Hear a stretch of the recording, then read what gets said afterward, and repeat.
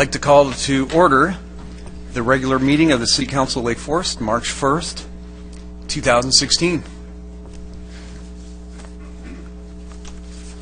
So you can see we're all present. And next is the invocation led by Rabbi Dennis Linson.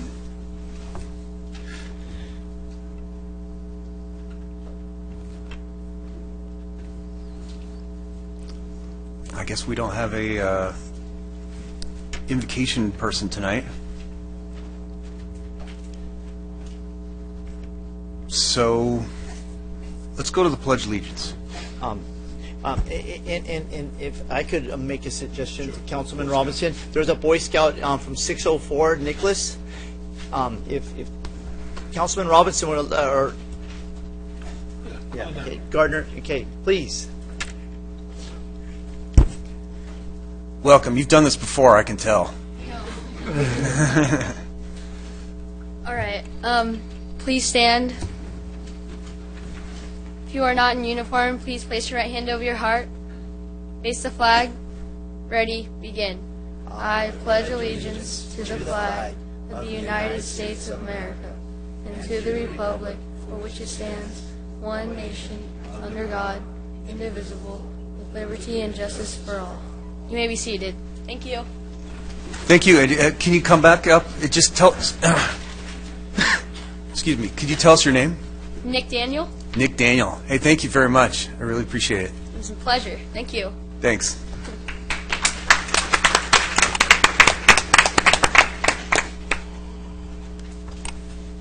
And with that, we're going to the report from the Student Liaison, and we have a Mr. Jackson here tonight instead of Kaya.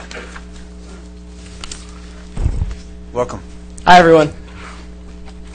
Good evening, Mayor and Council. My name is Jackson Macheski, the sophomore class treasurer at El Toro, and I'm here to fill in for Kaya McCullough this week. El Toro has had a really busy couple of weeks, including myself, so let's get things started. To start, El Toro's sports have been playing extremely well throughout the season, and that led to 4 CIF home games to start off the playoff season.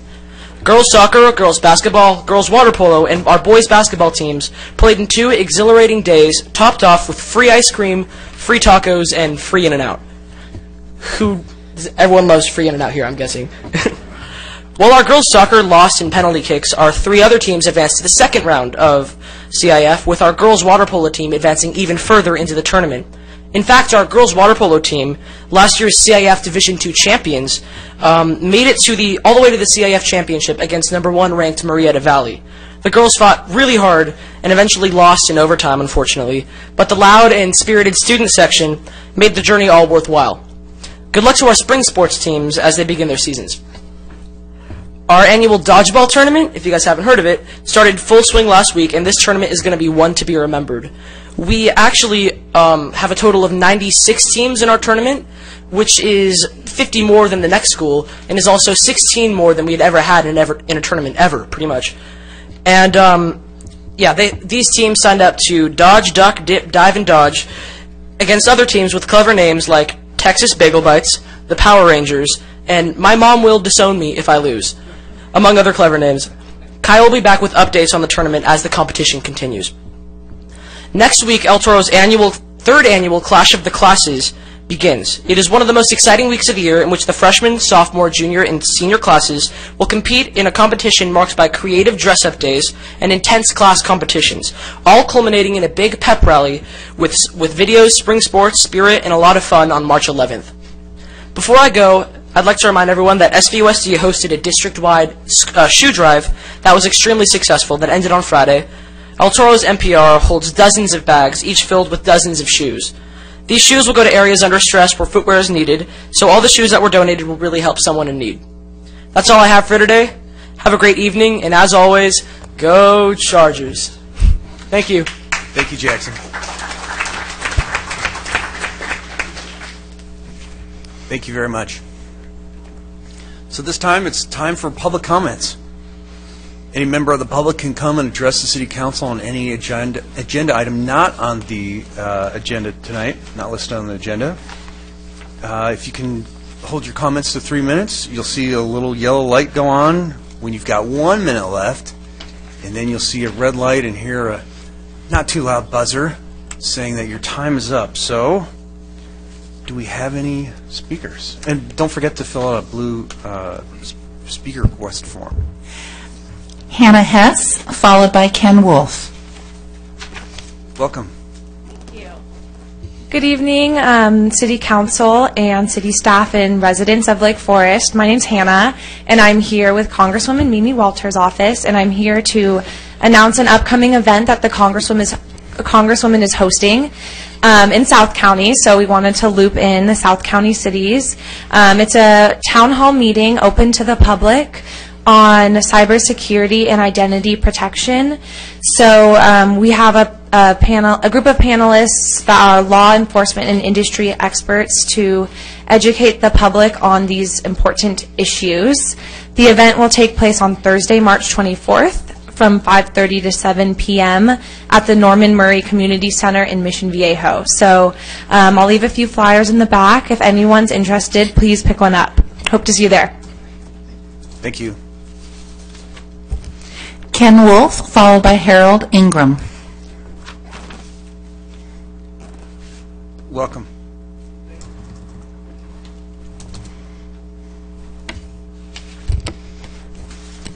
Evening, council members. My name is Ken Wolf. I've lived in Portola Hills for 25 years. Until a few months ago, I never got involved at all in local politics, and this is the first time I've ever spoken at a city council meeting. We don't bite. Considering that I've spent pretty much my whole life trying to avoid public speaking, nobody is more surprised than I am to be standing here tonight. So I promise you I'm going to be brief. Some of you already know that I do support the effort to recall Mayor Hamilton and council members Robinson and Voights. But I'm not here speaking tonight to rehash any of the serious issues that underlie the recall. What is of even greater concern to me is the strategy that the three of you have employed in an attempt in your collective effort to keep your jobs. Although you've had plenty of time to cite evidence and respond to the serious allegations that have been made about you, you haven't yet done so. Instead, you've chosen to commission vicious and, I believe, racist attacks against Councilmember Nick in an attempt to deflect attention from yourselves and to falsely portray him as the instigator of the recall. No one can say tonight what the outcome of the recall is going to be. And considering the times that we live in, maybe your hateful strategy will succeed. But whether it does or whether it doesn't, one thing is certain. Your tactics are disgraceful, and they reflect very poorly on our city. Tonight's council meeting has an agenda item, includes discussion on a City of Kindness initiative. All things considered, I don't think I'm the only one here who thinks this is bizarre. How can you even think about encouraging residents, and I quote, to make kindness contagious when you yourselves have become the local symbols of hatred and cruelty? Thanks for your time. Thank you. Harold Ingram, followed by Andrew O'Connor.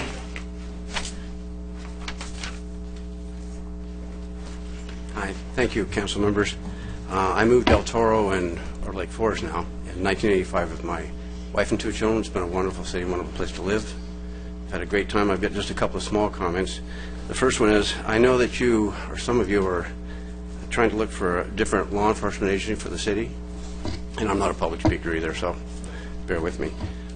Before you do that, before you look at our departments, I really wish the basic cost. You've got some departments in this county, and it just says an officer's off on permanent disability, and there's huge differences in departments. You know, I like the sheriff's department, but that's just one personal opinion. My second opinion, or second statement, is I don't support the recall. Okay? Mr. Nick has been caught stealing other representatives' signs. He sued the city. We have election in November. He's going to spend, what, $250,000 of city money? I think he's an embarrassment to the city. Thank you. Thank you. Welcome. I forgot to say welcome. Sure. I'll try to be brief, sir. I did not steal anything. I did not do anything wrong. This was an orchestrated attempt to bring me down, to cause my demise. I fought it. Unbeknownst to me, the district attorney charged me. I didn't even know about it. They didn't even call me to say, what did you do? Why did you do it? I get from a reporter that I have been charged. Imagine that. The letter that went out to me to inform me of the charges against me was postmarked 6 days after the press release. So everybody in the world was notified of the charges except the defendant. If that right there doesn't tell you this didn't happen the way it should, maybe nothing else would tell you, sir. That aside, I articulated my case and the charges were dropped. The media, in fact, there was an article today on the patch. I encourage you to read it. Either the DA's office or the media, and the DA's office at this point says it was the media, capitalized on this, sensationalized it to my expense. I went ahead and filed a complaint, a formal complaint with the DA, directly with Tony Rakakis and his right hand, Mike Lubinsky. I received a letter that said, we have received a complaint, we will look into it and we will take corrective action. That did not satisfy me, so I sued them for defamation. I did not ask for money. I only asked for the record to be set straight. They came back, they said, what does it take? I said, what it takes is for you to formally apologize to me in writing and tell me why the media was told what it was told. They came back and they said, Mr. Nick, now that you have sued us, you are privy to everything that we knew and everything that is in your case. Here it is. And I have those in my possession also. I'll be happy to provide them to you. The DA, who I thought was the guilty party here, as far as what the papers wrote, was not. I actually saw the emails. The emails said that the case had been dismissed. The news agency that reported this and put it on the wire claims that at the time they had 3 cases to report to the board, put on the wire, and they got the cases mixed. I don't know if I believe that. That said, I saw for myself that the DA, who I thought had wronged me for having their 50 minutes of fame, as my lawsuit read, had done nothing wrong.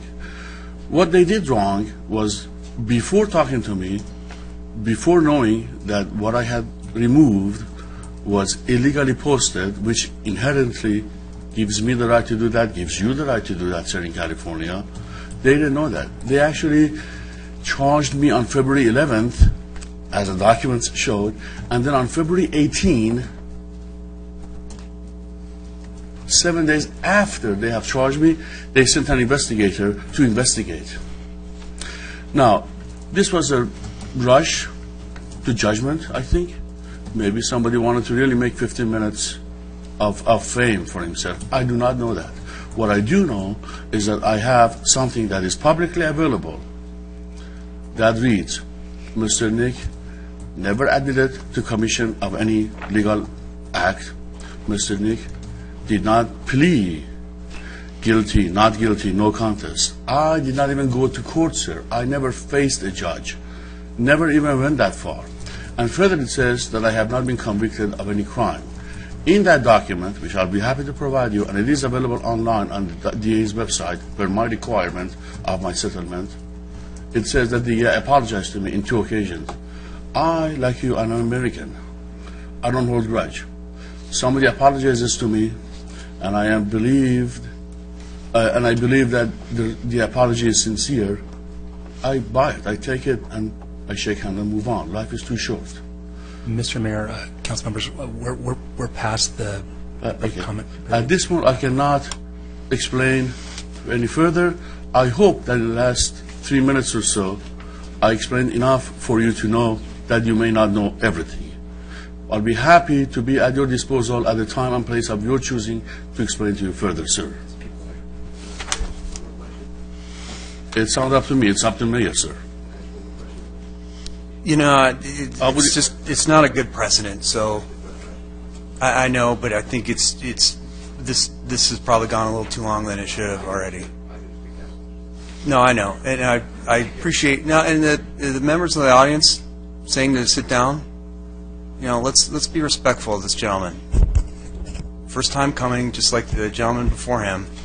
So let's be respectful. Mr. Mayor, I'd like to intercede, and the fact is that none of us, the other council members, have been caught in the middle of the night taking other people's signs in the middle of the dark.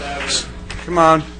And the fact is that, you know, because you bring a high-powered attorney on as your defense, you still paid $2,000 fine. It's out of order. All right. We're going to go on to the next speaker. I did not pay a fine. Next I did not pay a speaker. fine. Let's go to the next speaker. Andrew O'Connor, followed by Mike Long.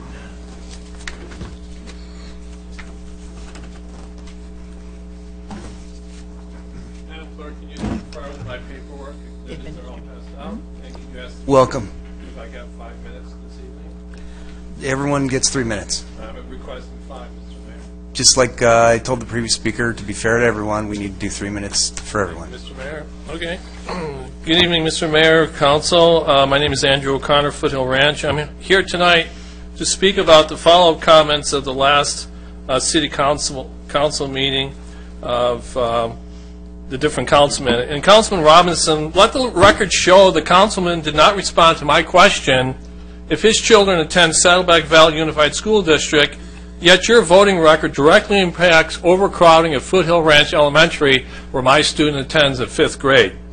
Councilman Robinson's campaign pledge shows open more schools, lower class size, is a flat-out lie. You said you support contract services for the City of Lake Forest.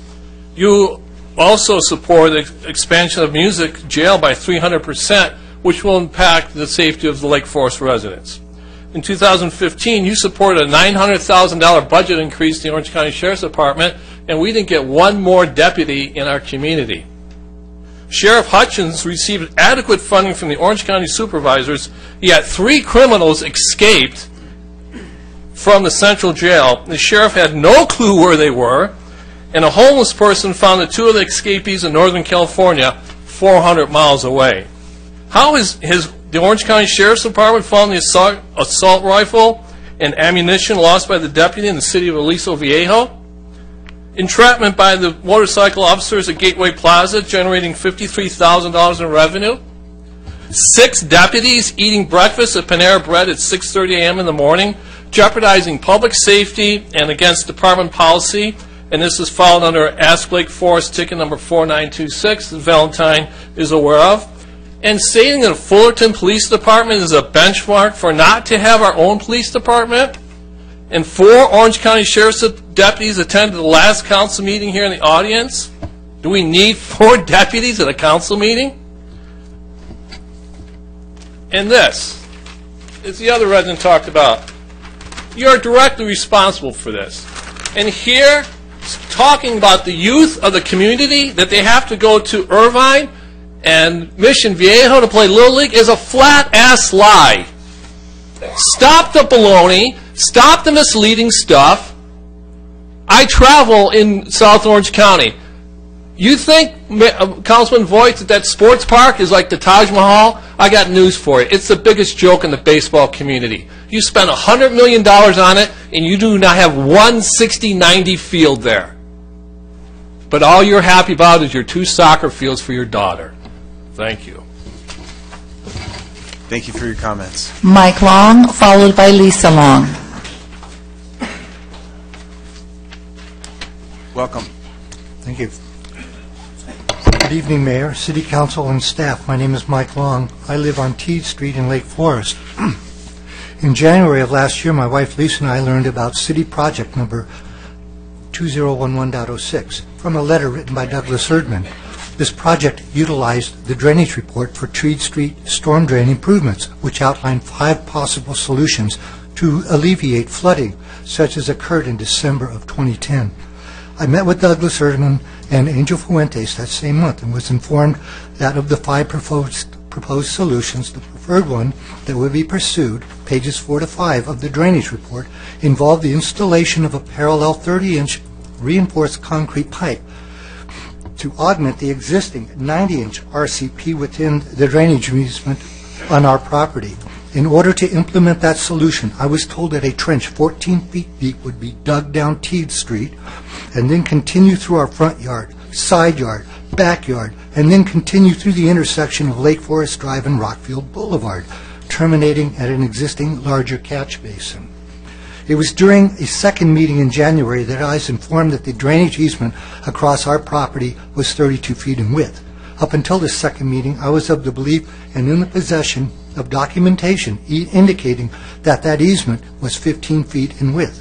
This much larger easement impacts several structures on the property, the most notable being the cinder block walls, chain link gated fence, corrugated steel covered RV parking area, work shed, wood decking, irrigation system, and landscaping.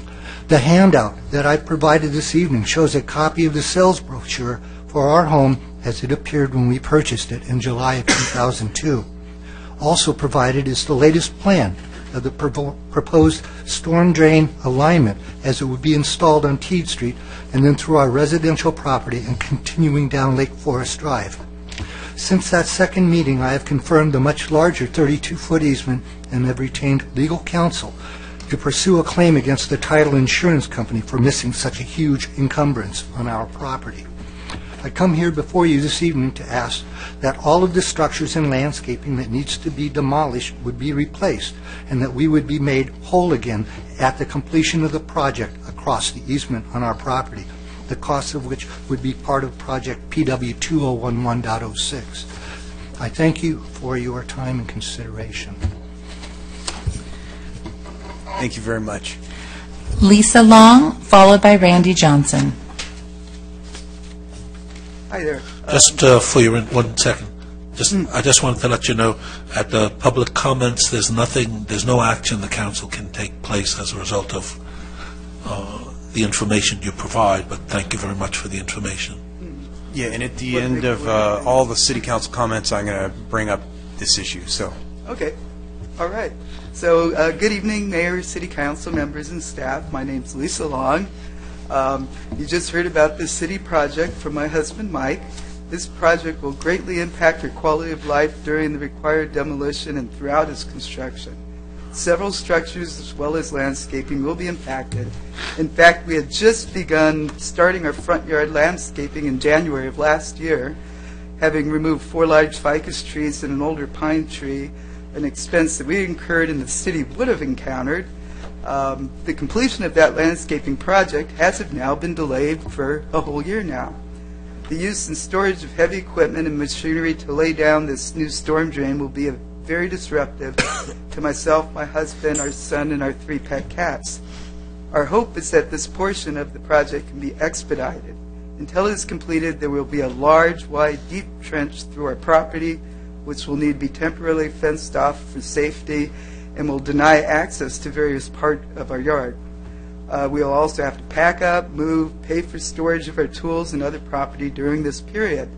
I come here before you this evening to ask that all the structures and landscaping that needs to be demolished would be replaced and that we would be made whole again at the completion of the project across the easement on our property, the cost of which would be part of the project. And I too thank you for your time and consideration. Thank you. Thank you very much.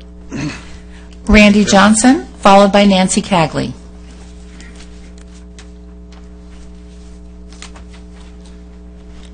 Welcome.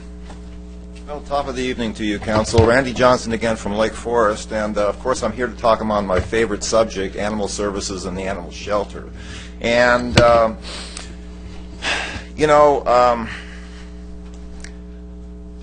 I told you back in December, I really feel like we're being shined on, and that you folks are going to roll over for the county and basically give them whatever they want when it comes to animal services, because you don't really care about us. You work for the county, and I don't even know. I want to stick around to the bitter end here because I want to shine light on this. Okay.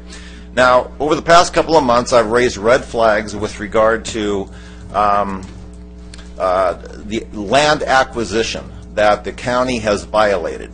They said on their construction schedule that they were going to acquire the land by January 1st, 2016. Now I receive information from Deborah Rose that I've asked this question forever. You know, why did they violate their construction schedule and the land acquisition? She gets back to me and says, well, they haven't figured out the lease yet, and now it won't happen until April 26th. And yet they want us to make a commitment, even though they don't have the land to build the shelter on, they want our commitment by April 1st. How many of you would make a deal like that with a contractor? Let's say he didn't have the land to build on. Would you front him $1 million before he had the land to build the shelter on? Of course you wouldn't. You couldn't say you would do that with a straight face, folks. None of you would. None of us would. Are you willing to do it for the county? Are you going to turn over $1 million before they even have secured the land legally? For God's sakes, I hope not. But if you do, shame on you. Shame on you. And I think you will. I really do. I think you'll give them what they want before they even have the land to build the shelter on. You know, I talk to a lot of people on the recall trail. And I love to talk about animal services to them. I love that topic. And especially dog owners who pay their licenses. I tell them only 43% of us pay our licenses for our dogs. Cats don't have to pay any license at all, the cat owners, for their animals, nothing, so we subsidize them. You know, I tell them we pay the highest rates of any other animal agency, as far as I know, in Southern California. Southern California. You know, and they look at me, oh, really? Yeah. Give me your pen. And they sign the recall notice immediately. I mean, if I walk up and knock on the door and I hear a dog, it's the first thing I talk about, folks. First thing I talk about. And it works every single time. I'm telling you, people are fed up with you people. They are. The majority of this council who turn over and give the county whatever they want. It's shameful. And you're selling your own citizens right down the river. And each of you should be ashamed of yourselves who are doing this. I know it's maybe you're shameless. I don't know. But you ought to be ashamed. Thank you for your comments. Nancy Cagley, followed by Leah Basil. I'm hopeful that at the next meeting, which will be March the 15th, that we'll have a proposal. The staff has been working hard on it, and hopefully we won't be going with the Orange County filter. Welcome. Thank you. My name is Nancy Cagley, and I greet each of you. I'm here to talk about two topics. The first one is the senior center. I didn't go to the meeting, but I know someone very well who did, and what he said was that it was a sham. If we're going to have a senior center, the first thing we should do is find out where the senior citizens live and make it near them. Not out in an industrial park where there's no transportation. I think that should have been researched a little bit further, and also some kind of a preliminary plan before it was brought to a group of citizens to ask for more input. My second topic is on the recall, and I just wanted to let the three of you know that I emphatically support the recall, and it is shameful that it is necessary. With the egregious infractions, let me say, that the three of you have done, you should step down, you should resign your posts, and let it be gone. Not trying to fool the citizens of Lake Forest and tell them, oh, it's going to cost a lot of money. If all the signatures are complete by March 15th, it costs the citizens nothing because that can go on the June ballot. I am ashamed of the three of you. You're trying to divert attention from the real issues. Taking money, voting as a bloc. You're not representing us as citizens. You're looking out for your own political behinds, and I think it's disgusting. We don't want career politicians who are inexperienced, who appoint people that are their friends to commissions instead of qualified people, this kind of thing wouldn't happen. The debacle up on Saddleback Ranch Road would not have happened. I'm just about finished, but I want to tell you, I shouldn't have to be here talking, and we shouldn't have to have a recall. As soon as the issues were brought, the three of you should have had the good conscience to resign. Thank you. Thank you for your comments. Leah Basil, followed by Margie Matzel.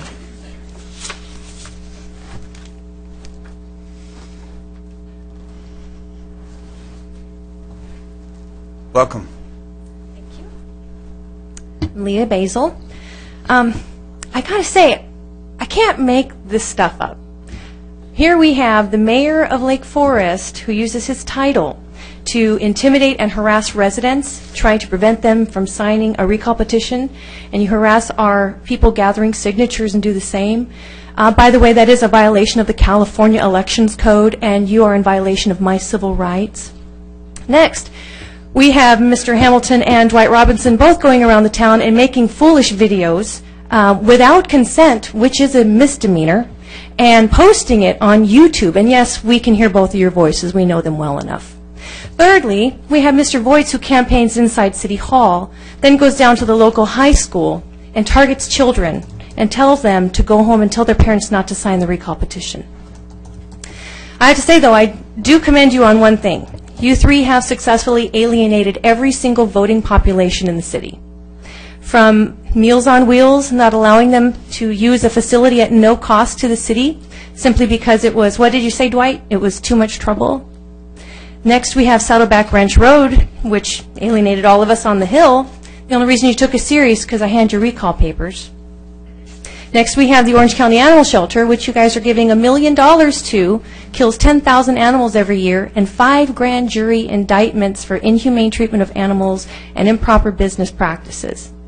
Finally, we have a racist newsletter that just went out this last week, insulting a fellow member of the council for changing his name to become more American. I don't know if you realize it, but we have a lot of people in the city that come from other countries that change their name so they can become more American.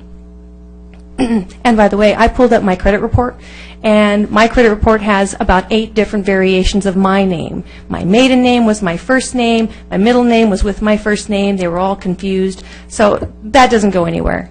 You guys need to have a better attitude. Your behavior is deplorable, and it is unbecoming of elected officials. We deserve better. Thank you for your comments. Margie Matzel.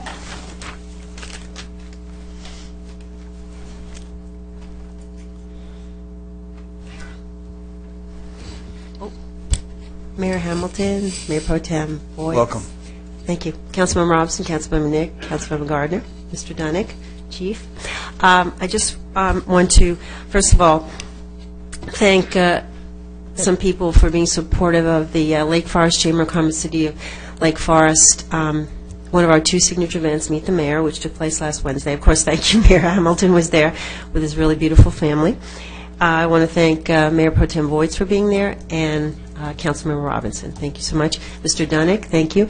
And Deborah Rose, her first time as assistant city manager was awesome. Filling in for Mr. Belmer, you're big shoes to fill, and you're doing awesome. I also want to thank some of the commissioners that were there, Mr. Delamita, Jerry Verplank, Mr. Scher, Loretta Herron. I might have missed some people. But anyway, it's a big signature event. Thank you for supporting it.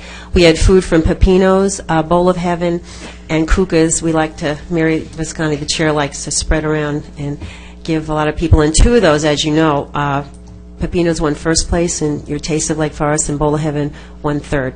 So I just want to thank you for being supportive of the Chamber event, and we're looking forward to our next signature event with the city, which is, we used to call it Secrets, but it's a business expo coming up. So thank you very much, Mayor, and the council members that were there, Mr. Dunick and Deborah. Thank you so much. Thank you. It was a great event. Well, so we just have a few.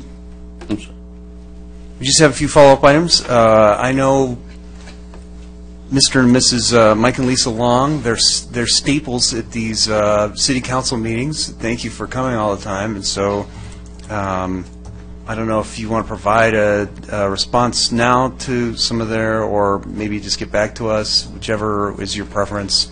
I think we're all interested to hear something at some point, not necessarily now, but at your preference.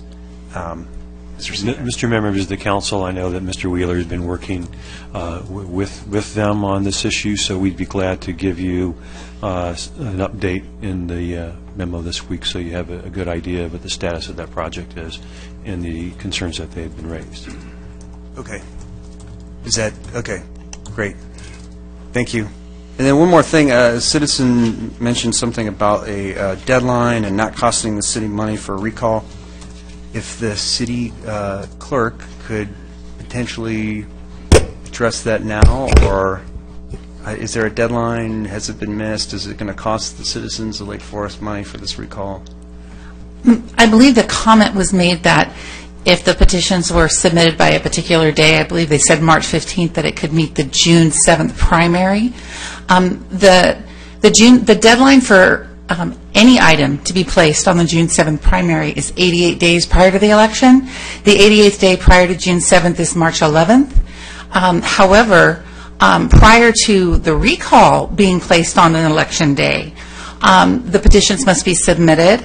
The petition signatures must be verified by the registrar of voters, and then the results of that verification is taken to the council at a regular meeting.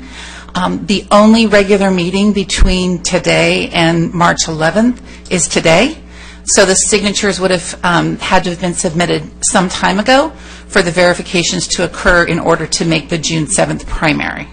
So at this point in time, the deadline is April 20, which is 120 days from the date the petitions were certified. So you're saying with quite certainty that they will not be on the June primary? It is legally, if submitted in time, if they have enough signatures. It is legally impossible to place that matter before the voters on June 7th. And does it cost the city money, whether it was on the special election or the June primary? Is there a difference in cost? Well, there would be, if we were to consolidate with another election, there would be some economy of scale with the registrar of voters. However, it's still a special election for Lake Forest because our election is in November of even number years. Anything outside that is a special election. So it would still be a special election for Lake Forest. So there would be additional costs. There's always a cost, even for the regular election. Our regular elections cost between $40,000 and $50,000 anyway. So there would be a minimum of that. But with the recall, we also have the signature verification costs, which, depending on the number of signatures on the petitions submitted, could cost up to $100,000. All right. And I think since we have the city attorney, may I take a moment? Piping up. You know what? I'm going to keep this meeting in order. And this is the second outburst now tonight. So, may I take a moment, Mayor? I think we've got the city attorney saying we're at our time. Mr. Mayor, council members, this isn't on the agenda. We can maybe spend 15, 20 more seconds on the item and then have to move on from this item. On this one item, it'll be 5 seconds, actually 10 seconds, depending on how quickly I can say it. Worst case scenario, if we end up paying for this, the county is telling me, and I think the city clerk has confirmed it, it'll be about $180,000. This is what I'm told by the officials, but take comfort in this. Dr. Gardner and I see vividly $4 million of fat in our annual budgeting. So this will be recouped by us as people in less than a month's time. It's good money. It's good investment. Number one. That was that. And that's a fact. I think our 15 seconds is up, and you saying that I think he said you and 15 Jim are... I think he said 15 seconds on this. 15 seconds. Yeah, I have a couple of other things. So I think your time is up. No, so let's go to the warrant register. All matters listed Mayor, under the... he said 15 seconds on this issue. Okay, if you want to overrule me... No, I'm not overruling you, sir. He said 15 seconds on this, that being the 250 that you folks have been disseminating, which is the wrong number. I have two other things that I want to quickly speak about. in return, in response to comments. These are two, if anything, these would be another two 15-second periods, logically. Go ahead. Councilman, Nick, the clerk of the city said it's going to cost between $180,000 to $250,000 to run a special election. That's. Did you? I mean, I have it in writing from you, but you tell me if that changed.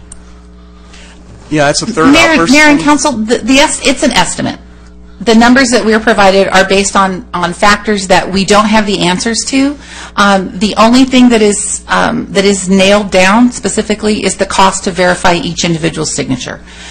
So all of the other costs are contingent upon when the election is held. It is entirely an estimate. There is no I can't give you a specific dollar figure. And if we could move on from this item to any other responses to public comments. Thank you. I will do that. I have only two more 15 seconds. Mr. Johnson, I have another 15 seconds to put your mind at rest, sir. I have been speaking with my attorney, and he is ready to file an injunction if the three gentlemen to my immediate left decide to pay the county $1 million. We will, at my expense, at my personal expense, I will move. I don't know how successful that would be, because council usually gets a lot of deference, because they say if you're not happy with them, throw them out. But we will move. I will move to get a temporary court injunction to prevent the three men to my left to pay the county $1 million pending the recall and the outcome of the recall. And my second, or my third 15 second is this. This newsletter that it's called newsletter, which I think you, sir, have it right there. As official looking as they have tried to be, to make it, if you look at it, I have been vocally saying that the single most contract the city has, which is at this point 40% of our budget, the sheriff department. I have been saying for years now that contract has never been audited. It's a monopolistic contract. It needs to be audited. It needs to be put out for competitive bids. So I've been at odds with my colleagues, and for the last 3-4 years that I've been here, the Orange County Sheriff Department and I, we're not on good terms. I'm not talking about the sergeant here or the lieutenant here. I'm talking about people who are their bosses, and bosses. That said, I rest my case. They concocted the case against me, didn't go anywhere. Now, their association, the Association of the Orange County Sheriff Department, is actually funneling money to that political action committee called Nick is Nuts, who promote the agenda of the three gentlemen to my left, either set up by them or set up through them or with their help. Now that association of the Orange County Sheriff Department is funneling money and funding money to that PAC called Nick is Nuts to produce what that gentleman is holding up. If that does not tell you who I am, if that does not tell you that the fact that I'm going through this nonsense is because I am anti-establishment and I am pro-people, nothing else would. If this does not tell you the Orange County Sheriff Department Association is funding money to remove a sitting councilman, you tell me if this is fishy or not. You be the judge. Thank you. All right, and with that, I'm hearing people talking still. This is now the fourth time, so the next time I hear an outburst, we're going to have a 10-minute recess. And then if it happens again, we'll go for 20 minutes. Okay? So I am in charge of running this meeting, and I want to maintain order and be respectful for all citizens. So with that, let's go to the warrant register. Make a motion, move the warrant registry. I'll second. If we can cast our ballots. That motion carries unanimously. Which leads us to the consent calendar. Have we had any speakers? Item 5 and 6 have been removed. All right, I'll hear a motion for the remaining items. Make a motion, move the remaining consent calendar. Second. All right, please cast your votes.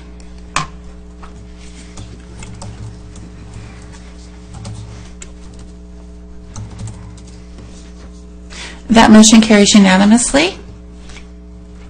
So agenda item 5.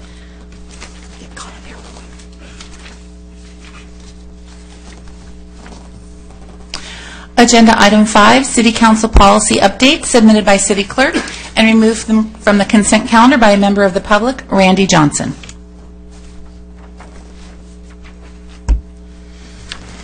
Welcome again. Randy Johnson from Lake Forest, and folks, I was at this workshop that you conducted back on February 2nd, and I didn't have a chance to talk about this, but something that should have been brought up, and hopefully it'll be added, is that these items shouldn't be delayed like for a year, okay? I'm talking about the Village Pond Park. There was a lot of interest in that. You know, I went to the workshops for that Village Pond Park. There were like 90 people there, you know?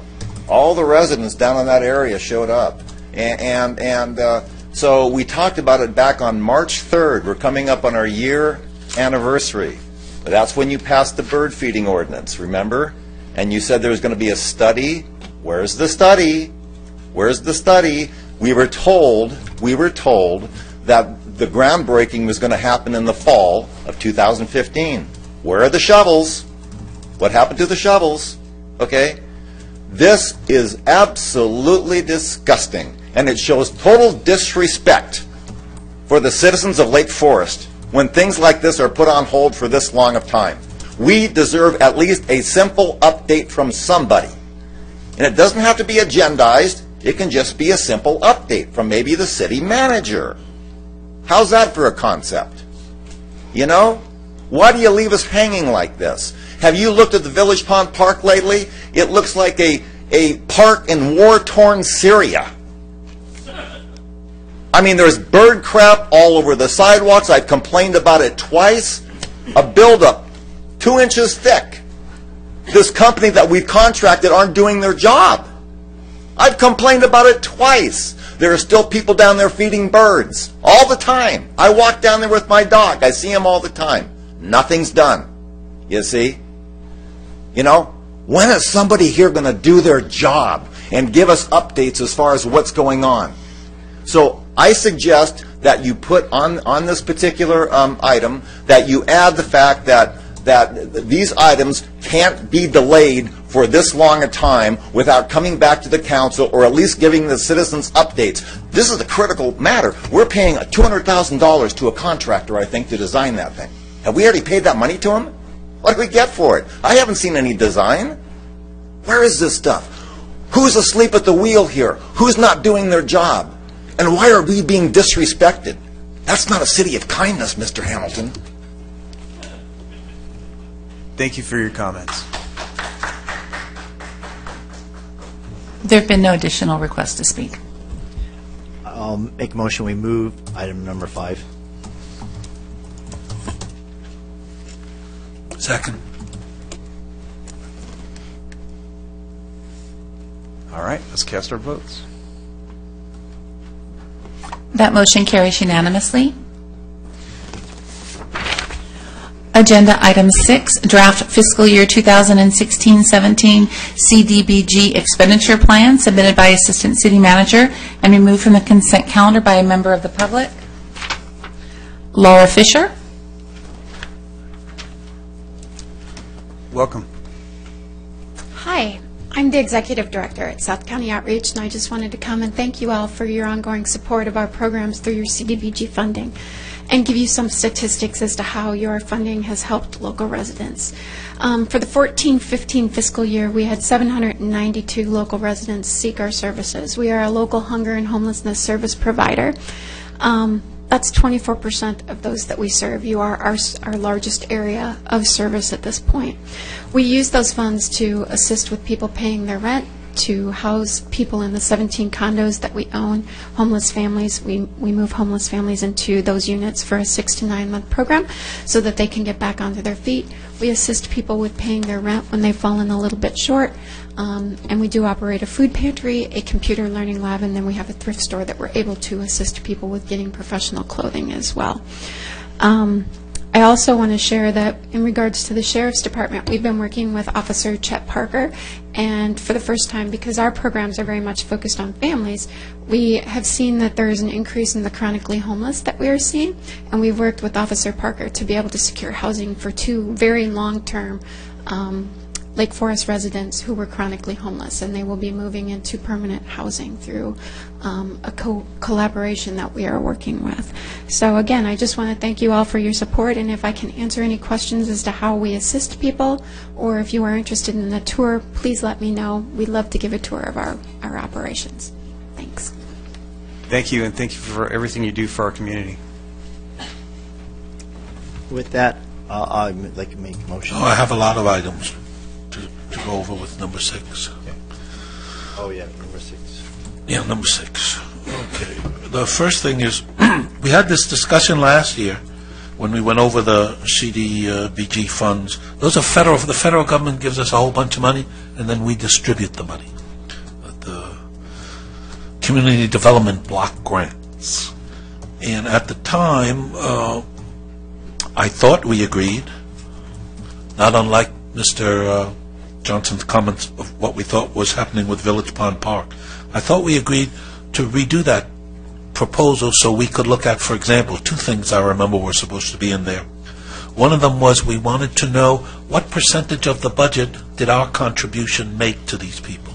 In other words, if we're giving an agency that's got a $10 million budget, $8,000, that's a lot different than a $100,000 agency that's getting the same. So that was one of the pieces of information we wanted, and I didn't see it in here.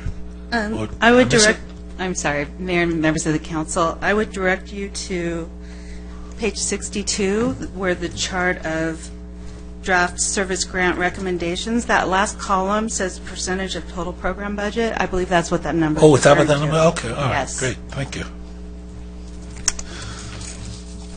Great. I didn't know that that's what that, okay, great. And then a couple of questions. I said this at the last meeting, and I'm probably going to say this at every meeting. Maybe I'll get a chart. Instead of saying it, I'll just point to the chart and back to me. We're making decisions up here that impact 80,000 people. We'd like, don't hesitate to give us more information. More is better than less. And, for example, on the ADA money, creating 18 more ramps, and if you know this offhand, great. If not, then put it in the revision. I was just wondering, how many more ramps do we have to go? And that was, how many have we done? How many more do we have to go? In the housing rehab money, we were going to spend $30,000 to paint 5 homes. That seemed to me to be a pretty. That's a pretty nice paint job. Is that metallic red or something? It just seems like, that's pretty high. Is that a real? Does it cost $6,000 to paint a house? Mayor and members of the council, what I'd like to do is, as you pose the question, we could certainly answer it for you. So let's back up to access ramps, and I believe Public Works Director Wheeler has an answer for that. Okay, great. Thanks. Yeah. In fact, in April, the next phase of ramps will come back to the council, and we usually include an update each time we do a design contract or a construction contract. We've built about 440 ramps through phase 7 of our program. We've got about 800 on our list total, and we've got phases 8, which was the Tamarisk ramp, so that'll be one big ramp. And then phase 9, which is coming up in April, it's out to bid right now. We open bids next week. We're programming about 18 ramps for that, depending on how the bids come in. So we're more than halfway through. Slightly more than halfway through. And then if we're doing 18 a year, then is it going to be the case that this will be a forever expense? Because by the time we actually get through, the old ramps, it'll be so long ago, the old ramps will be out of shape. So this, yeah, in fact, some of the ramps already put in earlier in the program are out of shape. So this is kind of going to be an endless expense. As long as the federal government keeps changing the criteria that we do, then it very well could be. Okay. And on the 6,000 a home? Okay, and I would like to invite Economic Development and Housing Manager Jessica Gonzalez to the podium to address that question.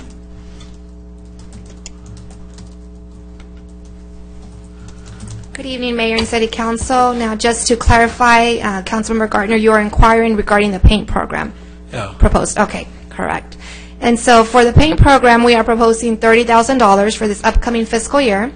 And that is estimated to paint, as you mentioned, we say approximately 5 homes, 5 grants. It could be more. Now that $30,000, let me clarify. A third of that typically is spent on consultant fees. We have a dedicated paint program coordinator that's able to administer the program for us. The balance, of course, is expended on the actual grants themselves. It's all lottery based, as you, I believe, has indicated as well. On average, just to give you an idea, it's about $2,500 for a mobile home paint grant. And it's about $3,500 for a 1-story single-family home and about $4,500 for a 2-story single-family home. Now, the number of grants might actually be higher than that. One of the key things that we have to be mindful of is that these have to be unduplicated numbers. And so some of the recipients, participants of housing rehab loans could also, by meeting the criteria, also be able to access a paint grant. But in doing so, we wouldn't be able to double count, so to speak. And so when we're saying 5, it's 5 unduplicated, but it could be somewhere more in the vicinity of 8 grants. Isn't there another figure somewhere in all those figures where we hit the government for our administrative overhead? So the administrative, we are allowed as part of the Cdbg program to expend up to 20% of the grant. So this year, the grant that we received from HUD is $399,075, and we're allowed to spend up to $76,000 of that. But we are actually proposing to only spend 13%, not the 20%, because of the processes that staff has identified in combination with its consultant to streamline our operations in-house. Okay, and the other question I had was on the housing rehab money. I was just wondering if we had any information on how successful that program is. Yes. In the 2010 to 2015 con plan cycle, so remember we operate on 5-year cycles, we actually assisted 31 homeowners with improving their homes with housing rehabilitation loans.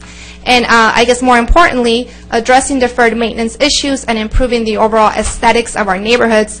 Those are the key goals that are found in your housing element and in your 5-year consolidated plan. So the housing rehab program and the paint program are both aiding that effort. Okay, thank you very much. Okay. With that, I'll move the, those are the only questions I had. I'll second.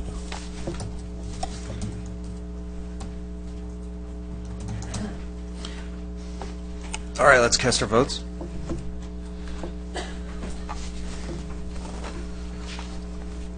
Thank you for all your hard That work. motion carried unanimously with Mayor Pro Tem Voigt's abstained, absent from the dais. Great. So on to agenda item number 7. And so at this time, I'd like to, this is a public hearing. I'd like to open the public hearing. Agenda item 7, Zoning Code Amendment 9-15-4828, an ordinance of the City Council of the City of Lake Forest, amending Chapter 9.162, Wireless Communication Facilities of the Lake Forest Municipal Code, submitted by Director of Development Services. Mr. City Manager with the staff report. Thank you, Mr. Mayor, members of the council. I'll defer to Gail Ackerman for a short report on this item. Thank you, and I'd like to introduce Ron Santos, the senior planner with our staff, and he has a presentation for you this evening. Evening, Mayor Hamilton and members of the City Council. This item is a proposed amendment to the city's wireless communications facilities ordinance, which was initiated at the direction of the City Council. The update substantially overhauls the current regulations, including amendments which streamline the approval process for appropriately designed facilities, facilitate new and expanded communication networks citywide, including in residential areas, aligns the city's code with preemptive federal and state laws, and ensures that wireless facilities are sited and designed in a manner that is compatible with surrounding properties. Among the factors contributing to the need to update the city's regulations are the exponential growth in the use of wireless devices over the past decade plus, and an increasing reliance on wireless networks. Between 2003 and 2013, the number of connected wireless devices, including smartphones, tablets, TVs, more than doubled, while the percentage of wireless-only households increased from 4% to 39%. This growth has spurred the demand for better coverage in residential areas in particular, and the reliance on wireless service. Additionally, changing technology and design innovations allow wireless communication facilities to be better integrated with surroundings, which in turn prompted changes to development standards reflected in the proposed ordinance. A third factor is the need to update the ordinance for consistency with recently adopted state and federal regulations. In order to address these changed circumstances, the proposed ordinance incorporates 7 new facility classifications with distinct standards and approval processes for each. Class 1 facilities are fully concealed, architecturally integrated with another structure, and subject to administrative approval. Class 2 facilities are also affixed to another structure, but are camouflaged rather than fully concealed, and consequently would require Planning Commission review. Class 3 facilities are freestanding and camouflaged and subject to Planning Commission approval. Under the proposed ordinance, facilities of the type pictured in the current slide would no longer be permitted. That is, all freestanding facilities would need to be camouflaged. Class 4 facilities are facilities in the public right-of-way and typically on a utility pole. Whereas the code currently has no provisions for facilities in the right-of-way, the draft sets standards and allows administrative approval. For facilities installed on a city-owned pole or with equipment on the ground, approval of a license agreement by the City Council would also be required.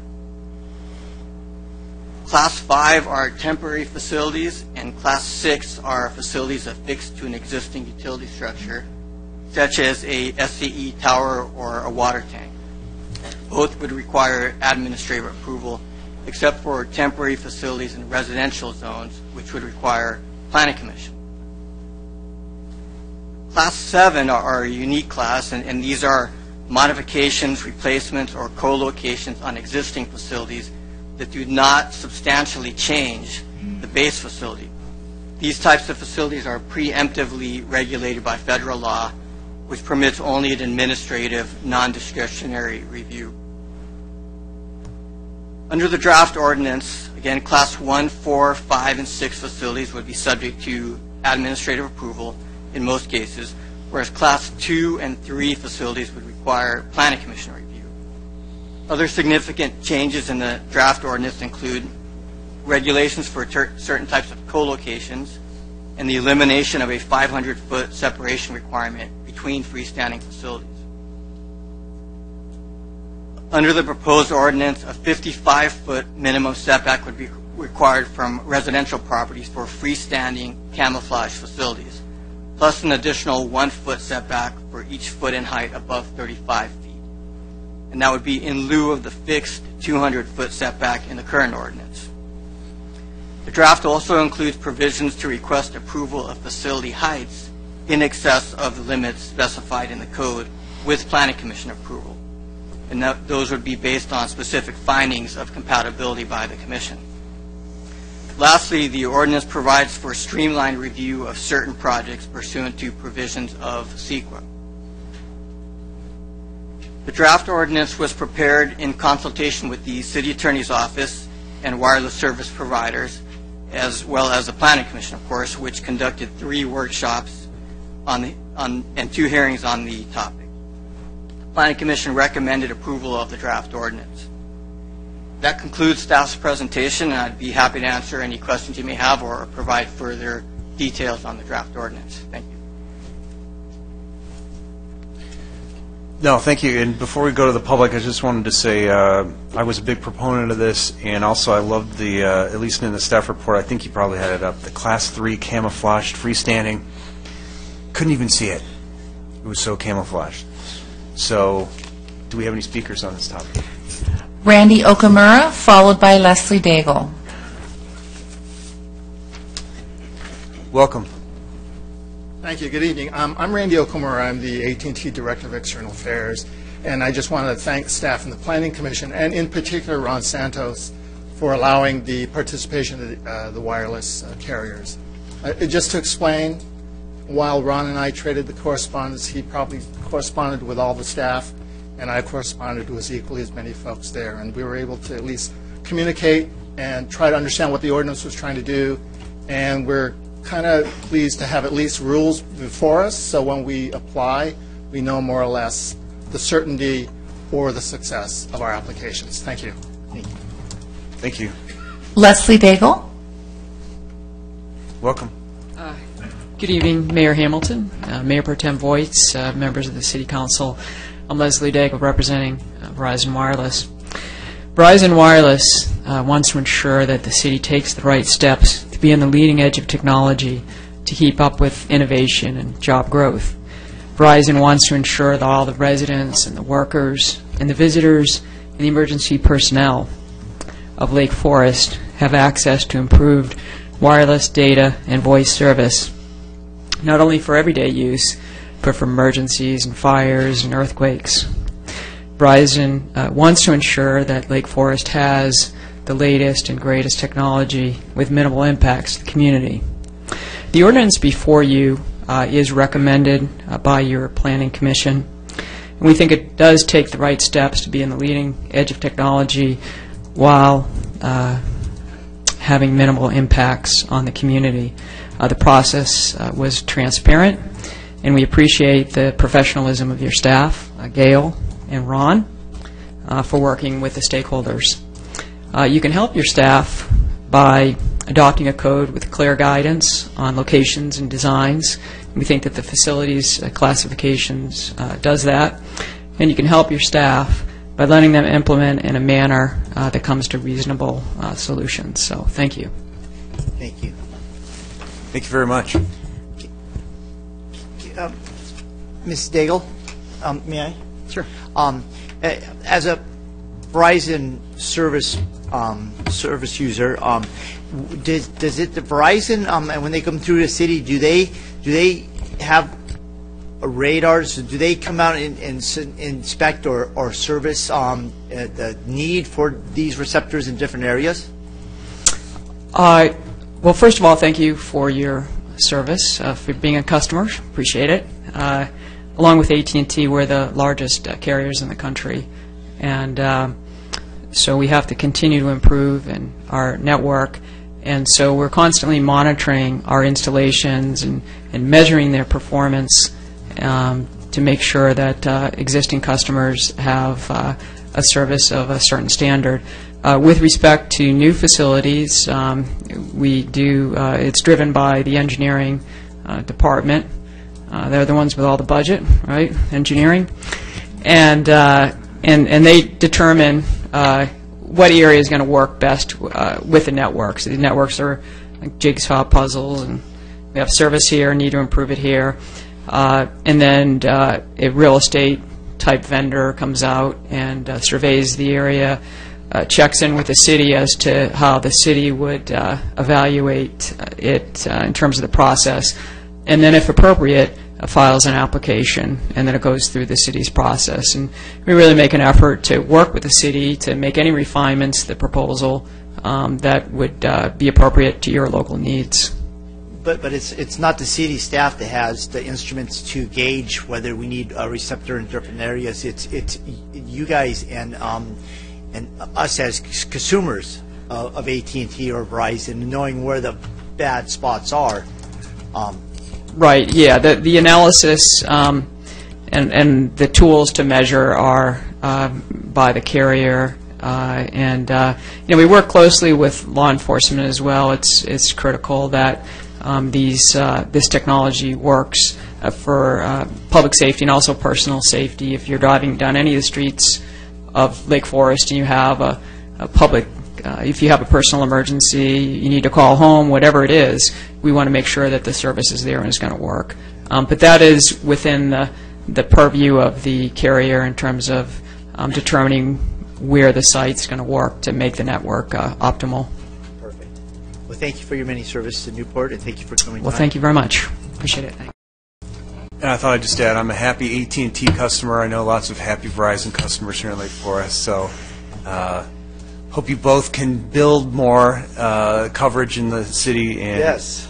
Thank you for coming, both of you, tonight. I have a question for the attorney.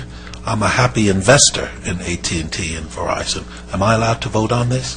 Mr. Mayor, council members, yes, there are exceptions in the FPPC regulations unless you are the kind of investor who owns billions of dollars in stock in these companies. You're probably okay to vote tonight. And I'll make a motion to approve staff recommendation. Before that, I thought we were going to have some discussion, and I don't really have a discussion. I just want to ask a question of the four of the gentleman to my left. Dr. Gardner proactively disclosed it. Do you folks have any ownership in any communication company here in Lake Forest, Irvine, Southern California? Any major ownership in any company, maybe called Worldwide Communications, maybe called anything at all that could benefit from this? I just want to make sure if there's any financial implications. And I'm being asked, actually I didn't even know this. A constituent came to me today and wanted me to ask this question. I don't even know which one of you, I promise. I've never heard of this Worldwide Communications, not that I remember. They said one of your colleagues has ties to this item. So I'm only the messenger. Do you have any ties, any of you? No ties. No ties? Yeah. All right, I'll follow up. And yourself, none either, right? No. I use Verizon, and I love the service. I was with AT&T for a long time, and then you folks lost my business because I think, I shouldn't say this, I think Verizon has a better reception in Lake Forest. In LA, maybe not, but here. And when I stopped going to work, in LA, I figured Verizon. But you are both good. And I expect a discount from this point forward on my contract. The name is Adam Nick. I have two first names. I should be easy to locate in your database. And with that, we have a motion, and I'll second it. Any discussion? Cast your votes. I just want to say that was a good report, Ron. Very thorough.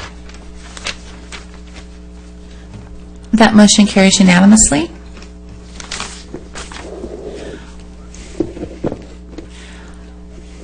Agenda Item 8, Zoning Code Amendment 10-15-4845, amending Chapter 9.164 of the Lake Forest Municipal Code relating to campaign signs and temporary non-commercial signs, submitted by Director of Development Services.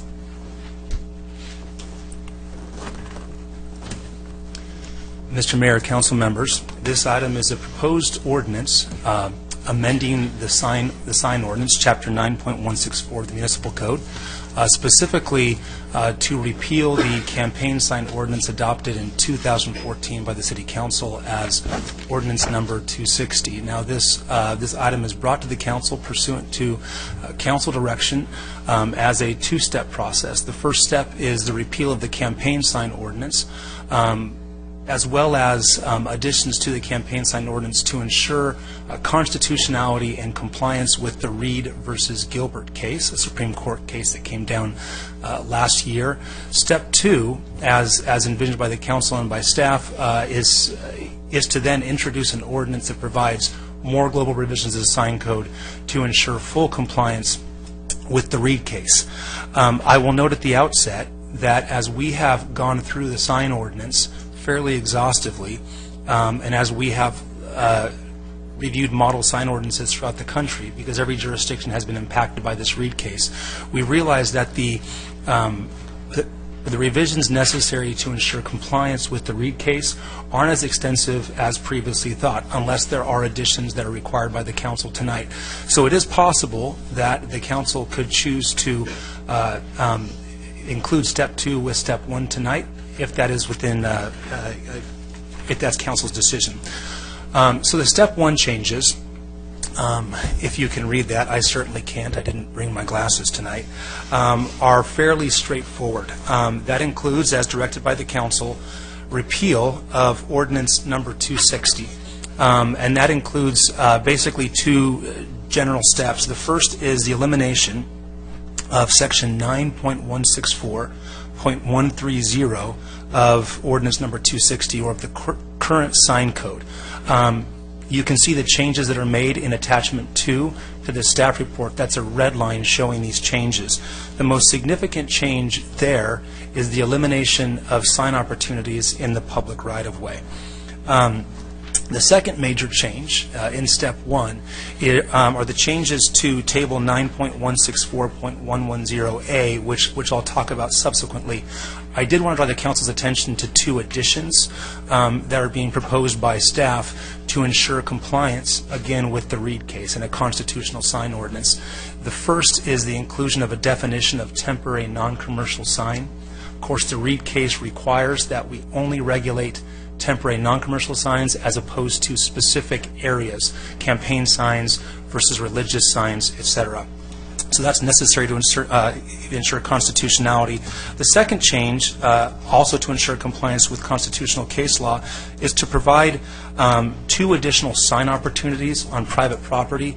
The first would allow for one temporary non-commercial sign, no more than 2 square feet in size, on private property at any time during the year, as well as one temporary non-commercial window sign, 8.5 by 11 or less, on private property any time during the year. So those are additions to ensure a constitutional sign ordinance and to ensure consistency with Supreme Court case law.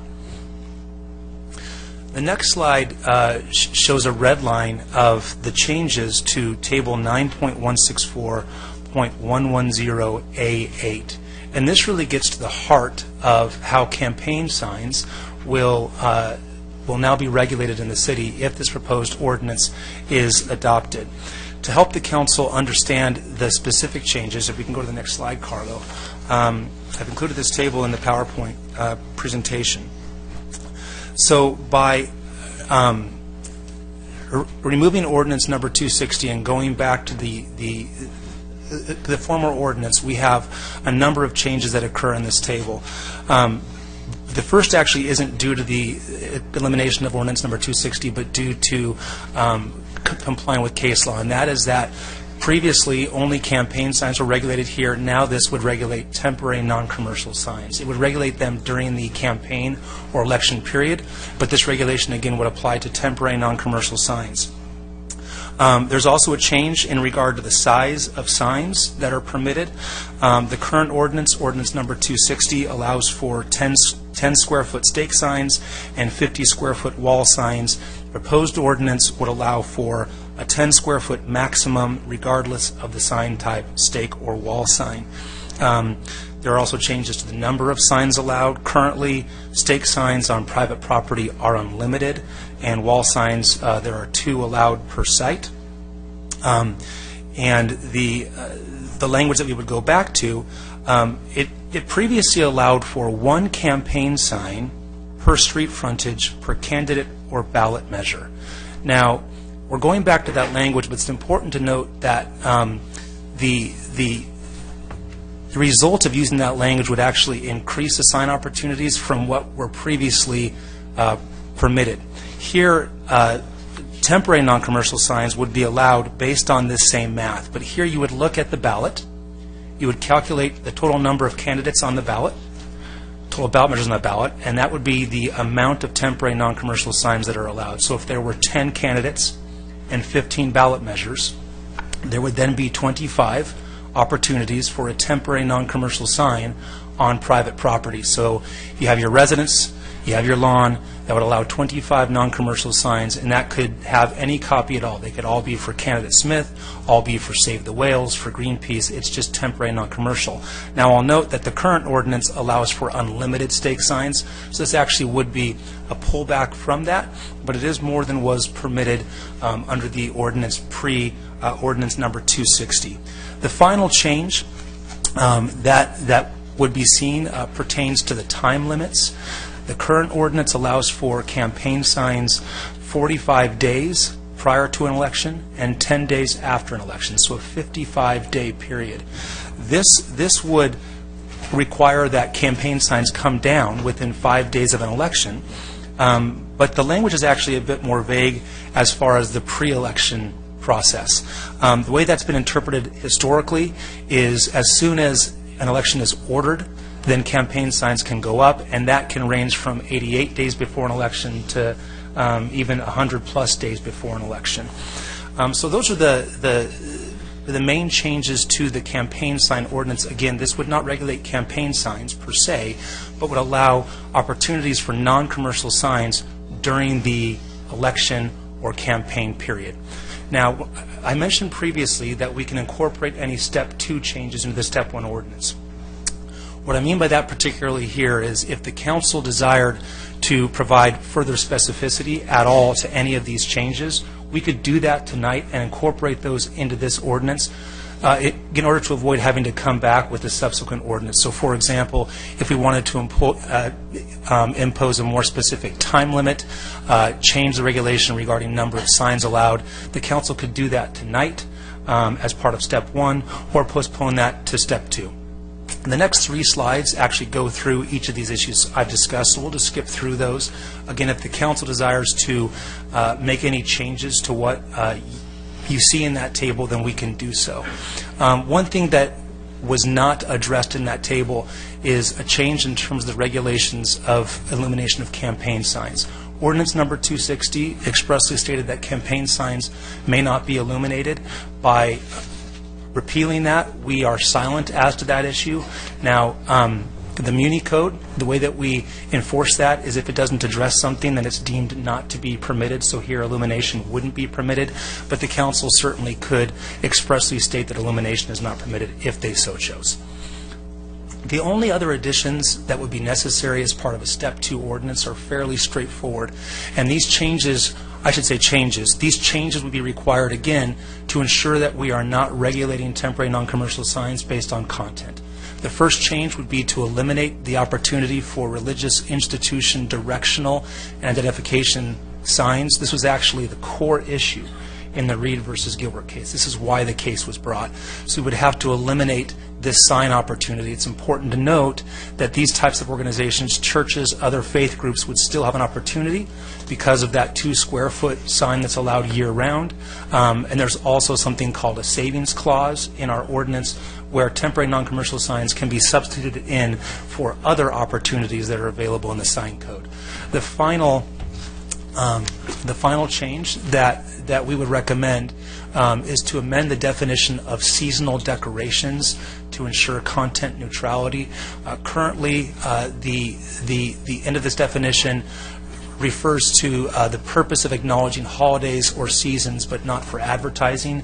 That would require a content-based regulation. We would simply recommend the removal of the last clause in that definition to ensure that we are simply allowing temporary non-commercial signs during that specified holiday period. That concludes staff's recommended changes to the ordinance. There is one more item to be aware of. As part of the repeal of Section 9.164.130, the requirement of a deposit is also being repealed. Now, the fee that was required of candidates was adopted via resolution. If the council chooses to repeal ordinance number 260 along with .130, we also recommend adopting the resolution attached to this item, which repeals that fee requirement. Staff's recommendation is either to approve the proposed ordinance with no changes as well as a resolution, or to approve the ordinance with any changes that are directed, as well as a proposed resolution, and I'm available to answer any questions that council may have. I just want to make sure that we all understand this, so we can have it in the municipal code in one of 2 ways. The first one would be everything would be allowed. I'm not just talking about signs, I'm talking overall. Anything and everything would be allowed unless it is specifically mentioned therein. And the other scenario, man, would be nothing is allowed unless it is allowed specifically, right? Can you, I know what you say, just say it one more time to us all. please. Yeah, Mr. Mayor, council members, there's a general principle of code interpretation. Right. And that essentially states that unless something is permitted in the municipal code, then it's deemed not to be permitted. And our code actually has a provision that states as much. So, for example, if the code doesn't regulate a specific use, back many years ago, marijuana dispensaries were one of those uses. We could argue that because it's not stated as regulated, it's therefore prohibited within the city. So that's just a general principle of municipal law. And then I would look to you, do we not have it backwards? Or is this the right order?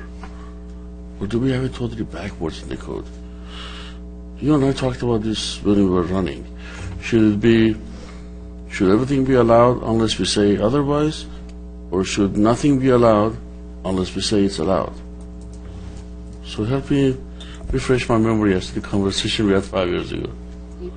Yeah, that's definitely a philosophy of mine. That would probably involve rewriting the entire code. Yeah, because see, Dwight and I talked about this 5 years ago. In general terms. In general terms. Nothing about campaign signs or marijuana. But he and I talked, and one of the many things we agreed on at the time was that we have it backwards in Lake Forest. And you just confirmed that. No. This being America, I like to think anything would be allowed unless it is deemed to be against public policy and unless it is specifically outlawed. Otherwise, no, if the government were to allow us this and that, then it would be a long list. You're allowed to breathe. You're allowed to go outside without a scarf covering your hair. You're allowed to do this. You're allowed to do that. I like to think I'm allowed to do everything and anything, so long as it is not against public policy, and so long as it is not specifically disallowed. I hope I made sense. Either way, I'm fine with the code. I'm just saying this philosophically from 30,000 foot. And like I said, Dwight and I talked about it 5 years ago. So in time, maybe we'll do something about it. Thank you. Any other questions of staff before I open the public hearing? So I'll open the public hearing. Do we have any comments from... We've had no requests, sir. No requests.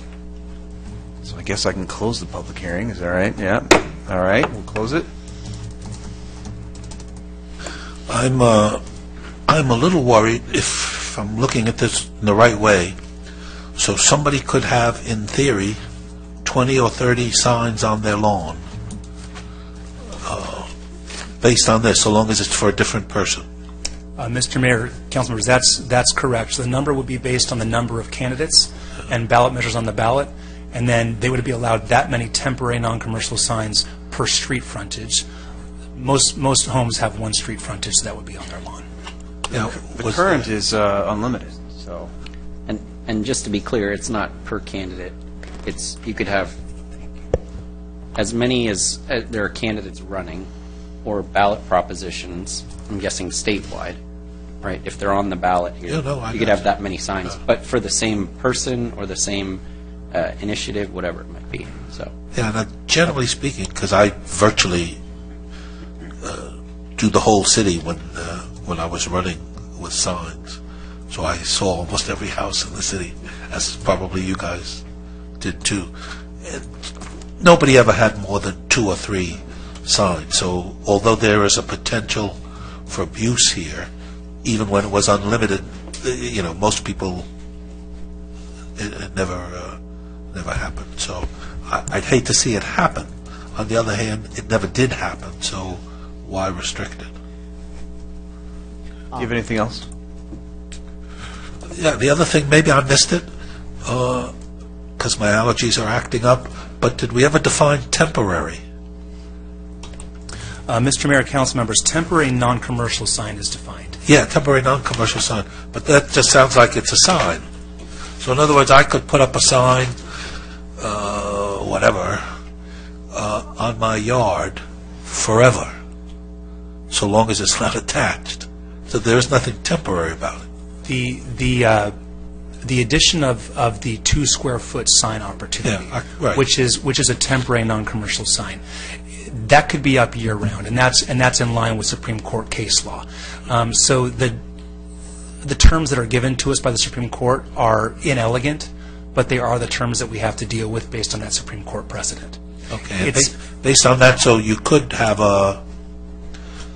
literally, there's nothing temporary about it. It's a permanent, but it happens to be 2 feet by 2 feet. Yes, the 2 square foot or the 8.5 by 11 sign in the window, those are deemed temporary non-commercial, so they can be traded out, but they can really be up year round. Thank you.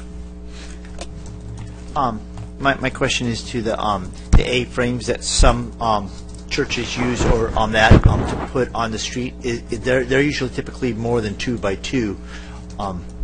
Would it be just the sign, or could the structure itself be excluded? The sign base has to be 2 foot by 2 foot. If there's some kind of a stake structure, that's not going to be included in the sign.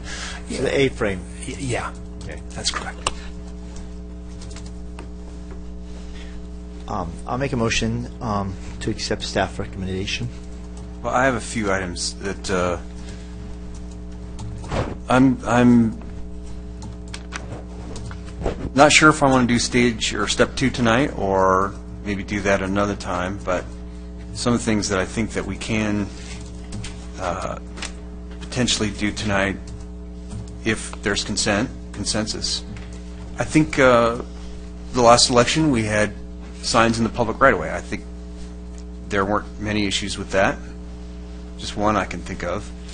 I think the 45 days before the election is, I think people are going to get really tired of it if it's 188, whatever the number would be, can range. So I think 45 days is a pretty decent, and I think allowing people to take them down a little bit after, in a 10-day kind of, I like the status quo on that one. Okay, do you want to do the whole thing, or should we do it as you raise the issues? Yeah, go ahead. Okay.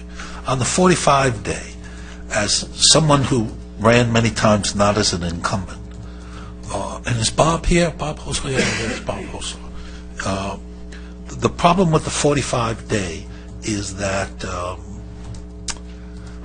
if you're a new person running, that doesn't give you much time before the mail-in ballots go out. In other words, the mail-in ballots are going out 30 days. So if you're a new person, that gives you very little time to get your name out there. And I'm against campaign signs. I always ask people not to do campaign signs, but people continue to do it, so it's not like I'm in favor of campaign signs. But given that people are going to continue to use them, I think it's fairer to new people challenging to have it 60-day, because that 15-day just doesn't give them much of a chance as a new person to get into people's heads. 88 days, I agree, it would be too long, and then you're driving people crazy. Shorter is preferable. I'd prefer not at all, but given that we're going to have time, I'd rather have 60 days. In my mind, that's fairer to new people. Yeah, I'm totally open to that. I just think 88 to 100 or whatever the range is much too long.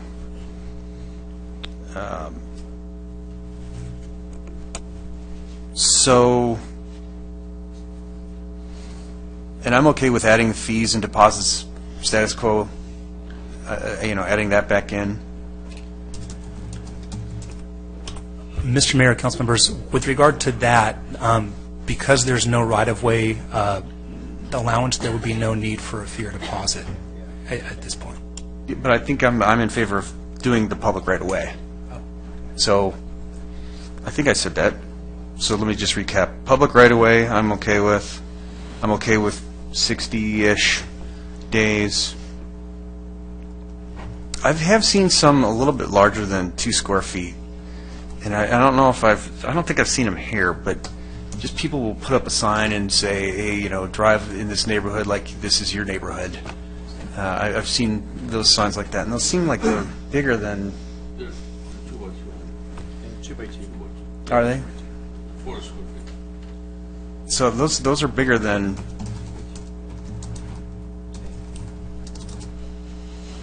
Did I read it right? It says 2 square feet, right? If they're 2 by 2, that's 4 square feet. The proposal in the ordinance is a 2 square foot sign that could be changed by council. So you're saying they're 4 square feet? Yes, sir, they're 2 by 2. Yeah, So those would not be allowed then? Unless we make it tonight, and I recommend with you. They're not that big, they're just 2 by 2, but still, 2 square foot is awfully nothing, it's awfully small.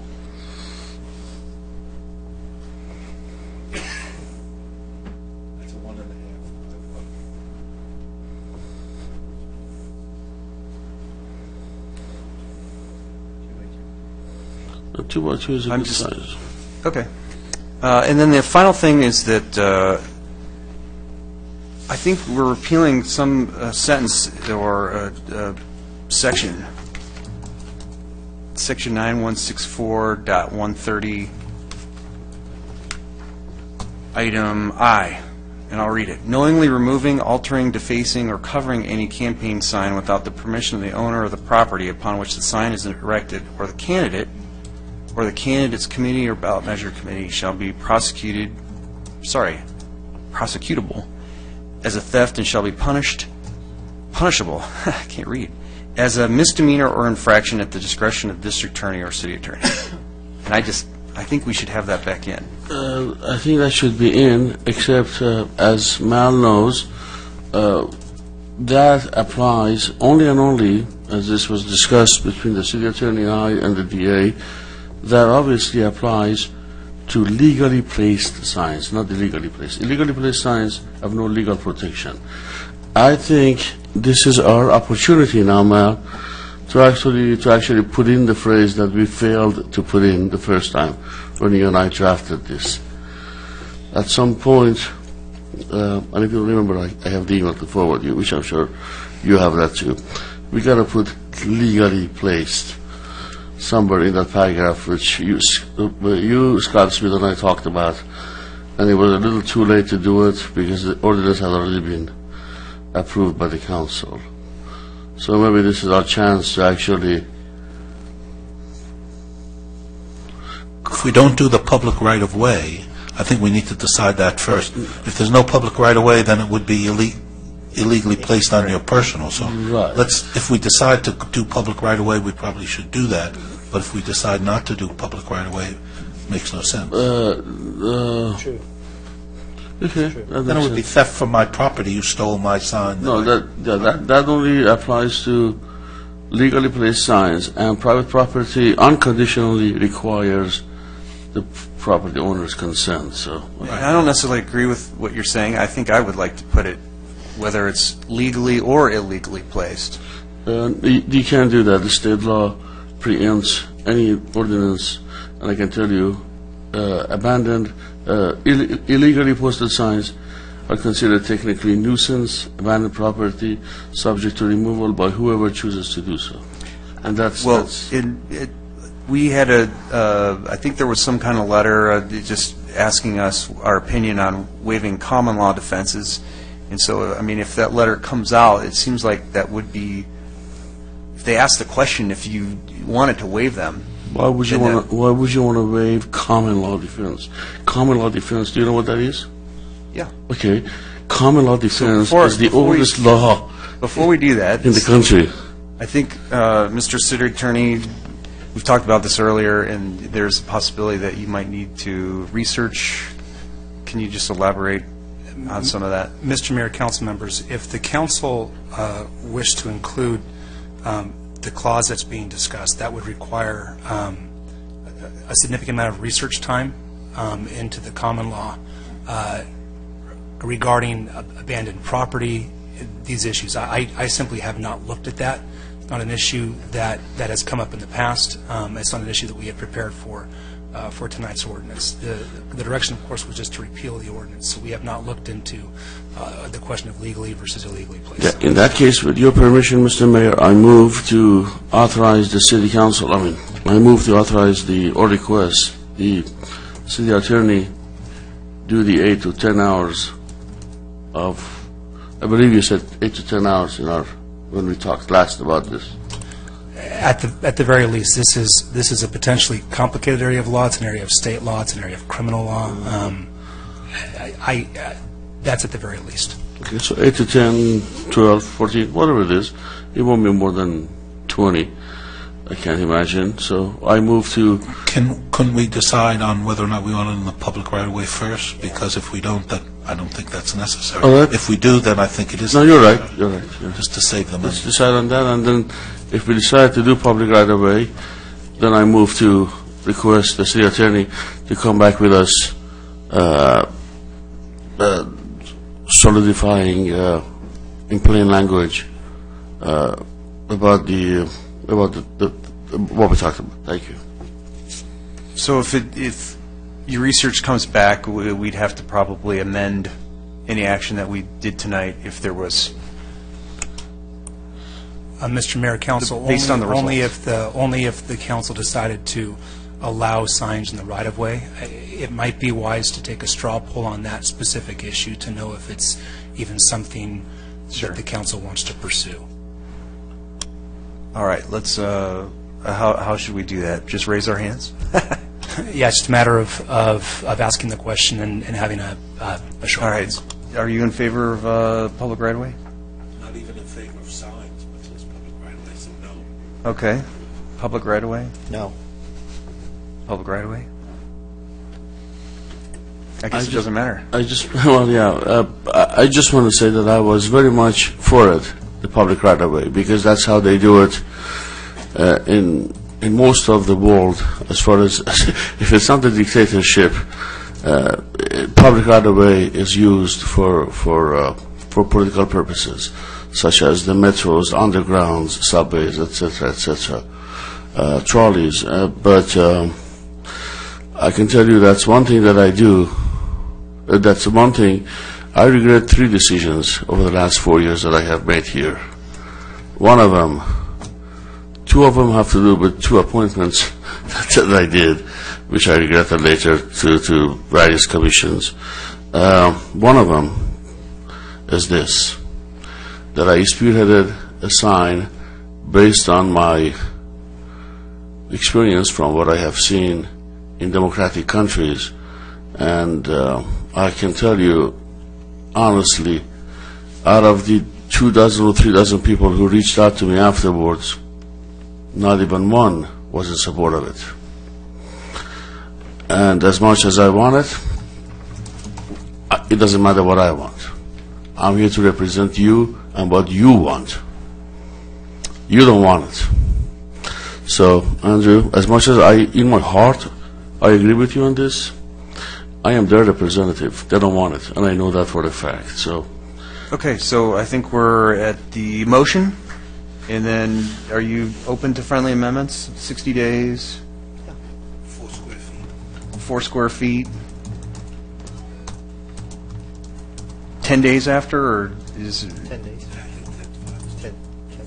10 days after? You read that so depressed, just happy. yours and mine are going for the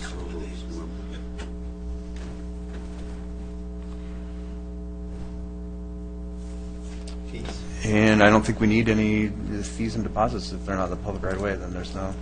It simplifies it. So is that it? Mr. Mayor, council members, just a note of procedure. There are 2 ways to go about this, as noted at the outset. One is we can adopt the ordinance as is and come back with these step 2 amendments. My recommendation would be just to take care of this all tonight. It's in front of us. Do it once. To do that, however, this is first reading, I would have to produce a new draft ordinance, which wouldn't be difficult. So I would recommend, if that's council's decision, to as part of the motion, direct us to come back at the conclusion of the agenda items with that ordinance. We can table this item until that time.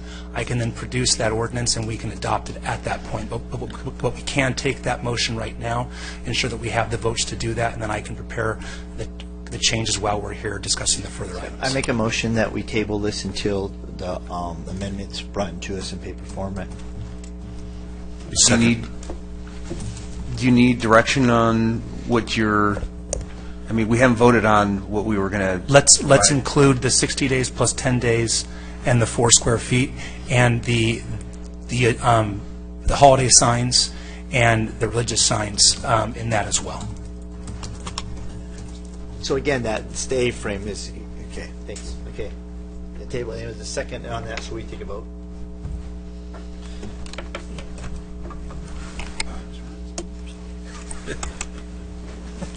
That motion carries unanimously. All right, we are on to agenda item 9. Agenda item 9, discussion of 4th of July parade budget submitted by Director of Community Services.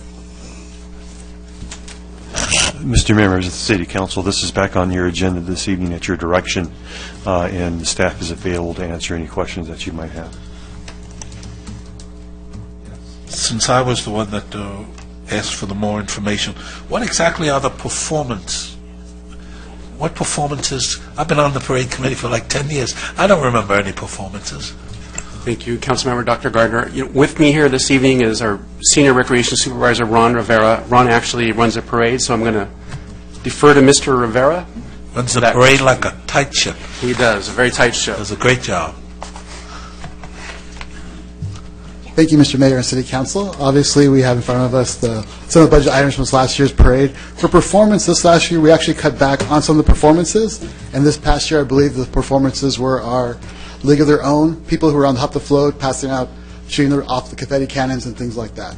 That was some of our performances we had this year. We actually cut back this year performances. League of Their Own is They were dressed up in the baseball uniforms. They were on the committee float. They were shooting off the confetti cannons, things like that. And that was from a Lake Forest-based company who provided the entertainment for that float. Okay, the other question I had was whether or not all the hot rod car people wouldn't, if we couldn't induce them to give us the cars. We definitely can assign a committee member to start working with our car clubs to be looking at procuring additional convertible cars. That's something we've already discussed as a committee and also as a department. Our direction in the past was to procure cars, the exact same type of car for all council members, and that's why we actually rented cars. If the new direction is to find volunteers to drive cars, we can definitely have the volunteer committee procure the cars and look forward for those through businesses and obviously the car clubs and private residents as well, who've actually contacted us to provide cars.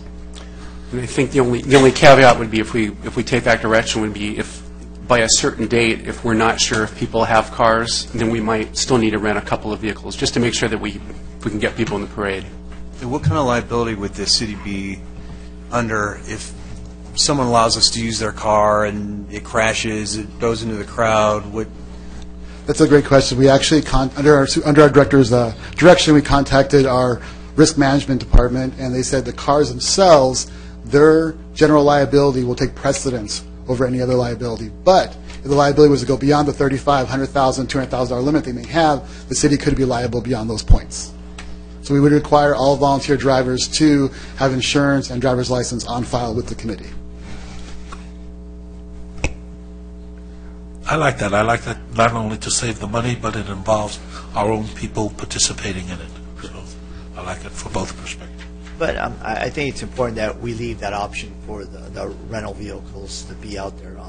I don't have really any problems. I think that the community of Lake Forest, if you look at the things that they look forward to, I think the parade is one of the highlights of the year for the city of Lake Forest, and celebrating our independence and celebrating community as we celebrate them as we go down the street. I think it's a great thing, and I just think that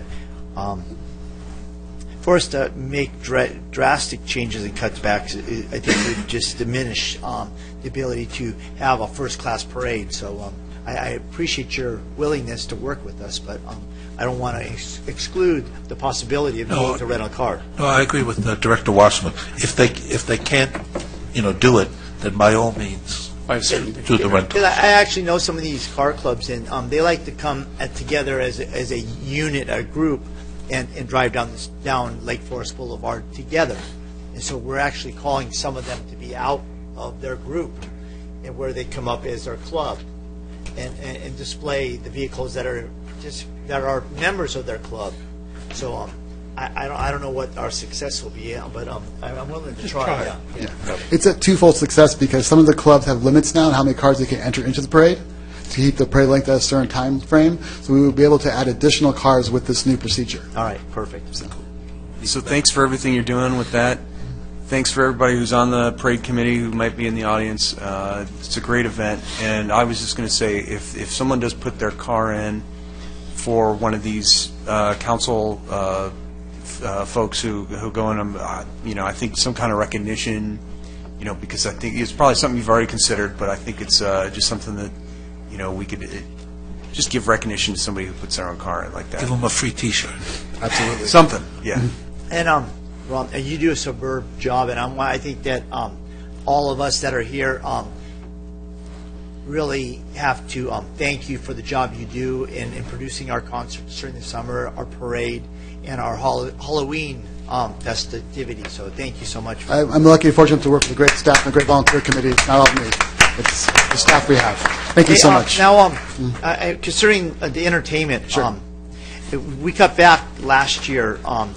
This year is our 25th anniversary, so I don't know if we really want to cut back our entertainment this year. And I would love to maybe increase our 25th anniversary registered participants in the parade by so many to allow maybe more to come and participate with us. We currently do not have a cap on registrations for the parade.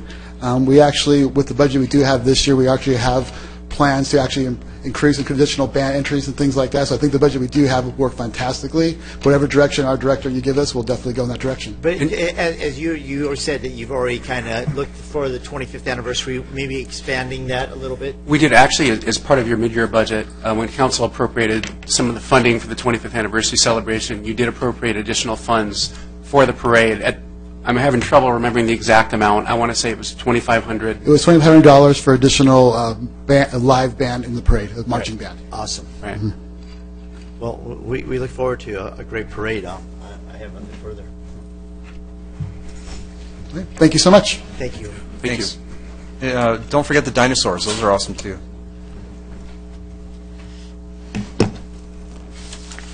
So if we're not, no motion, we'll... I'll take... We see a file? Do we need a motion on this? Okay, thank you. So agenda item 10. Agenda item 10, City of Kindness Initiative, submitted by City Clerk.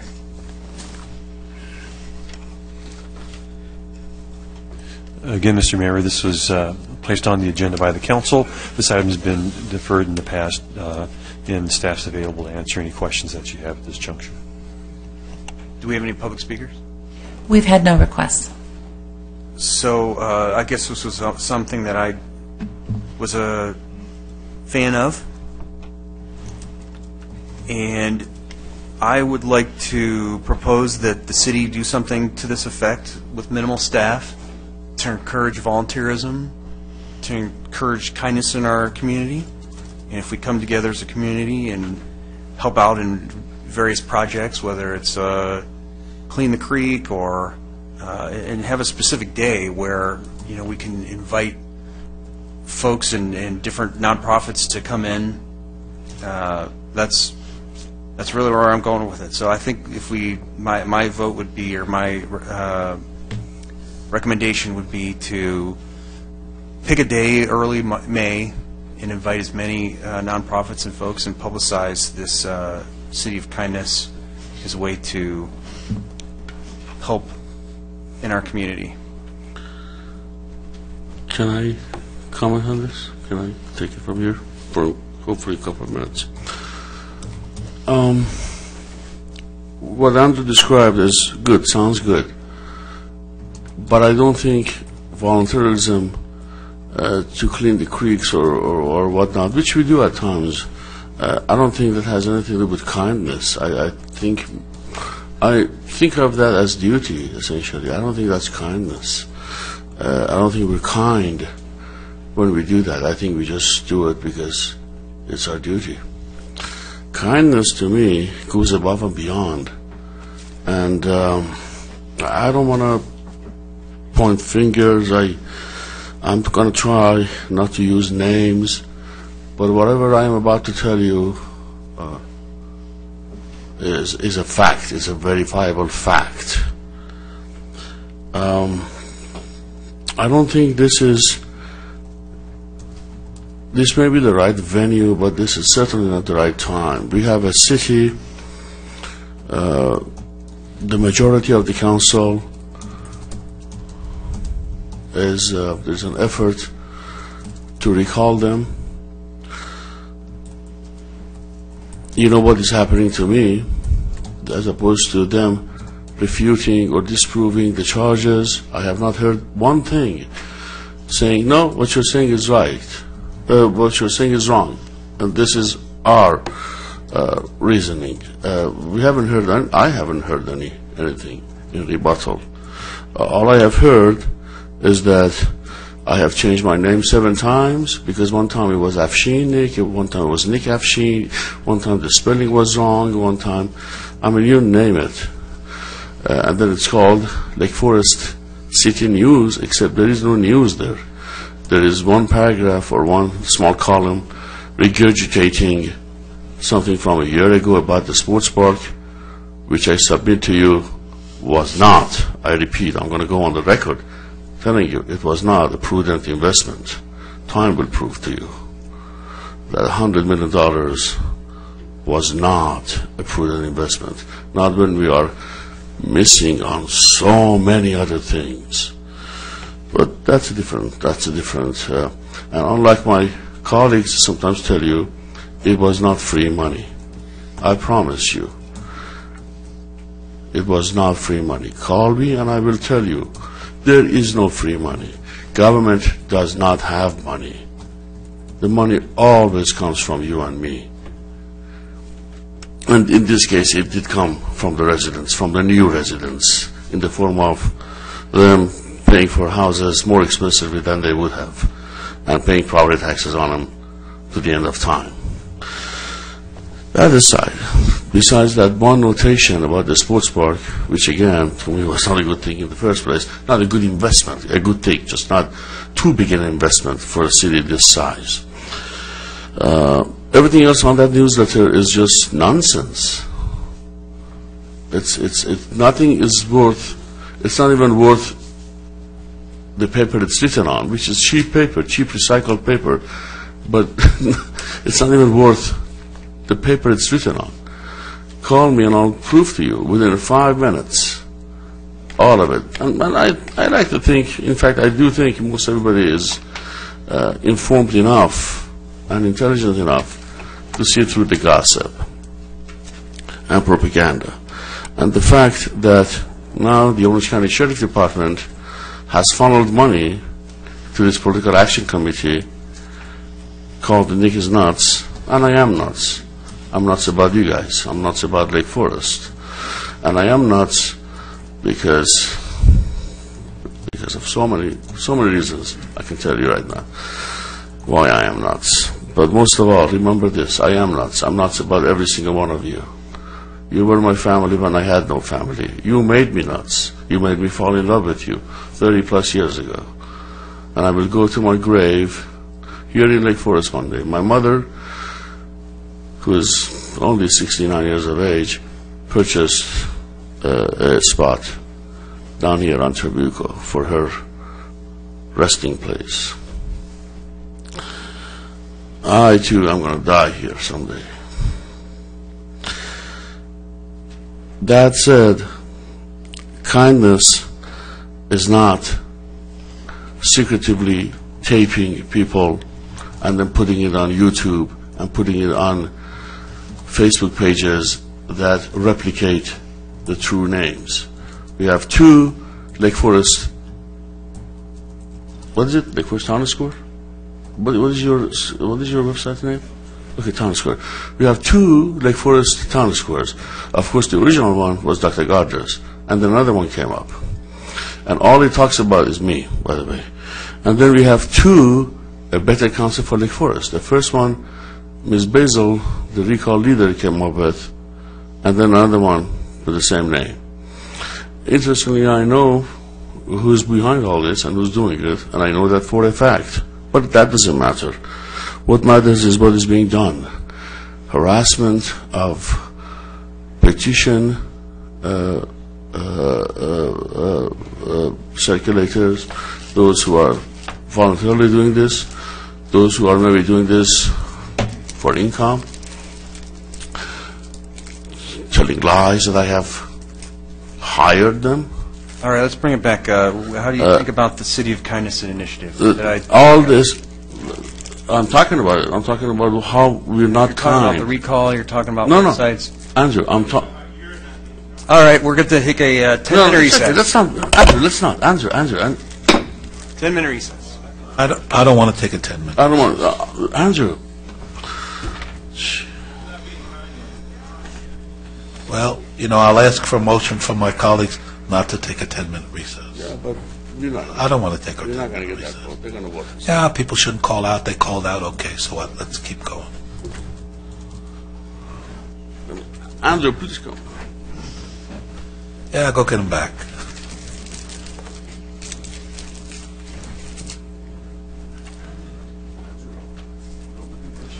Every time somebody yells out, we'll be hit till midnight.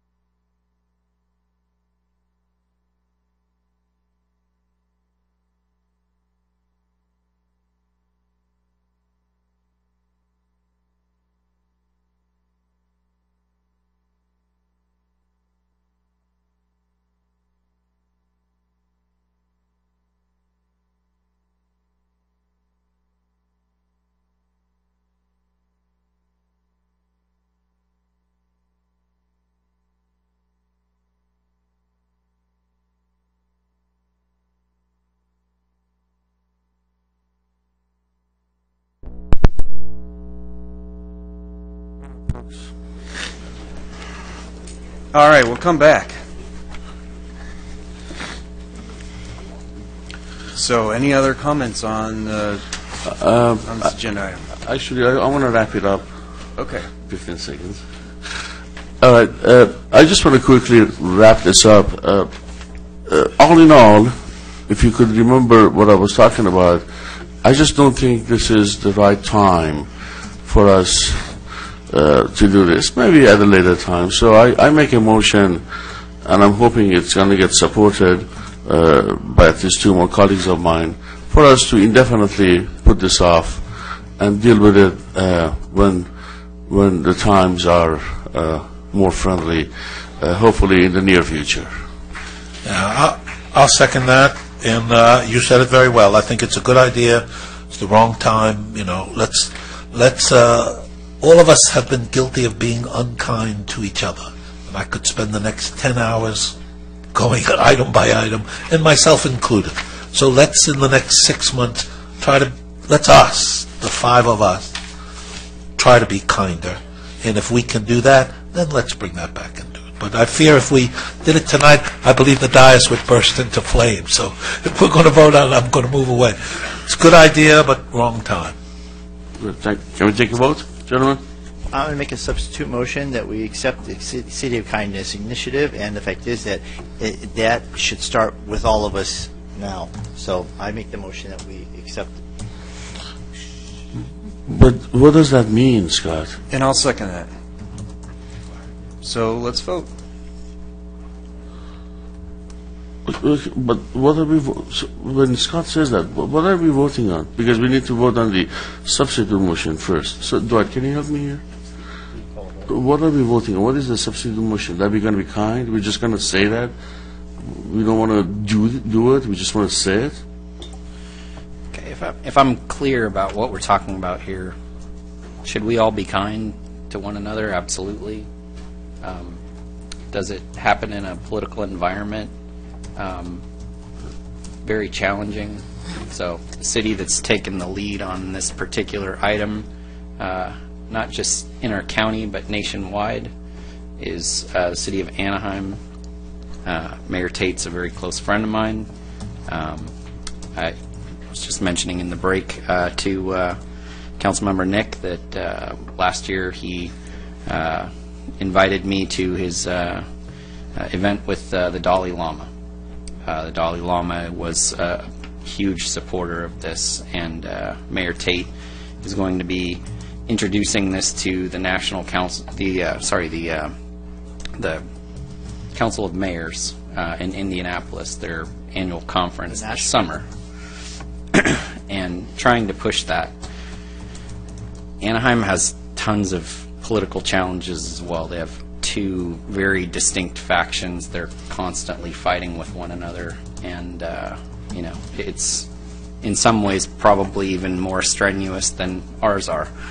We just took a 10-minute break, not probably 3 council meetings ago. Mayor Tate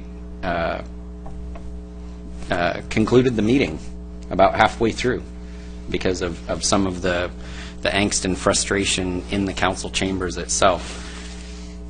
Really the point, and what I want to really understand, and I think Councilmember Nick has a legitimate question here, is what are we trying to accomplish?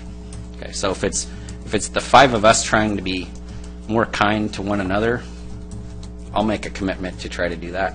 I'm not sure that all 5 of us, if we made the commitment, would follow through on it, but I'd make that commitment. But I don't think that that's really what this is about.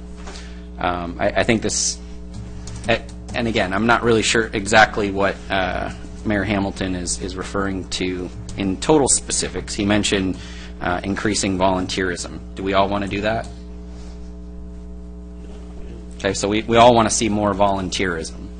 So do you like the title, or do you like the outcome?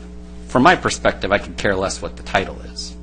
There is a national movement, hopefully here, to try to use the same language, but it really doesn't matter to me. It's the outcome. So, you know, what can we do to encourage volunteerism?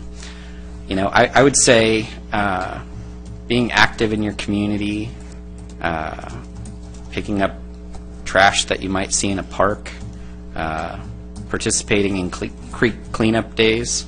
Yeah, that's part of community beautification for sure, but it's also being kind to our neighbors and fellow residents, giving them a better experience than what we experienced when we just picked up that trash. The next time they go and view that park, they experience that park. That's not there, right? And the city does the best job that it can from a public works perspective, but we're not paying people like we're Disneyland to make sure that a piece of trash doesn't stay on the ground for longer than 15 seconds. We don't have the same revenue model that Disneyland has, so we can't afford to do that. So, part of that is each one of us being involved in the community and helping out. How do we encourage that? Again, from a title perspective, I really don't care. But, should we continue to encourage those sorts of things? Absolutely. A couple of years ago, Aliso Viejo created a specific website. I don't know how effective it was, but to try to encourage volunteerism. Are those all good things? Yeah. If we wait for 5 people sitting up here to like one another and to always be kind to one another before we move forward with some sort of initiative, my guess would be that I'll have plenty of descendants, and it still probably wouldn't happen, So it's just the nature of politics that there's a certain level of conflict. Some of that's healthy, some of it's unhealthy, but I don't think that we should wait for that. So I would like to try to understand a little bit more of what specifically we're giving to staff. You mentioned volunteerism, so kind of what are your hopes with respect to that as we consider the substitute motion? Mr. Mayor, or may I? When I first got on City Council, I called Adam Nick my friend, and I still say that Adam Nick's my friend because the fact is I'm hopeful that as much as we've had disagreements, I still thank him for serving the city of Lake Forest. And Councilman Gardner, I commend him for running again and winning and serving. I think he's a smart man, and I think he has a lot to give and a lot to offer our city.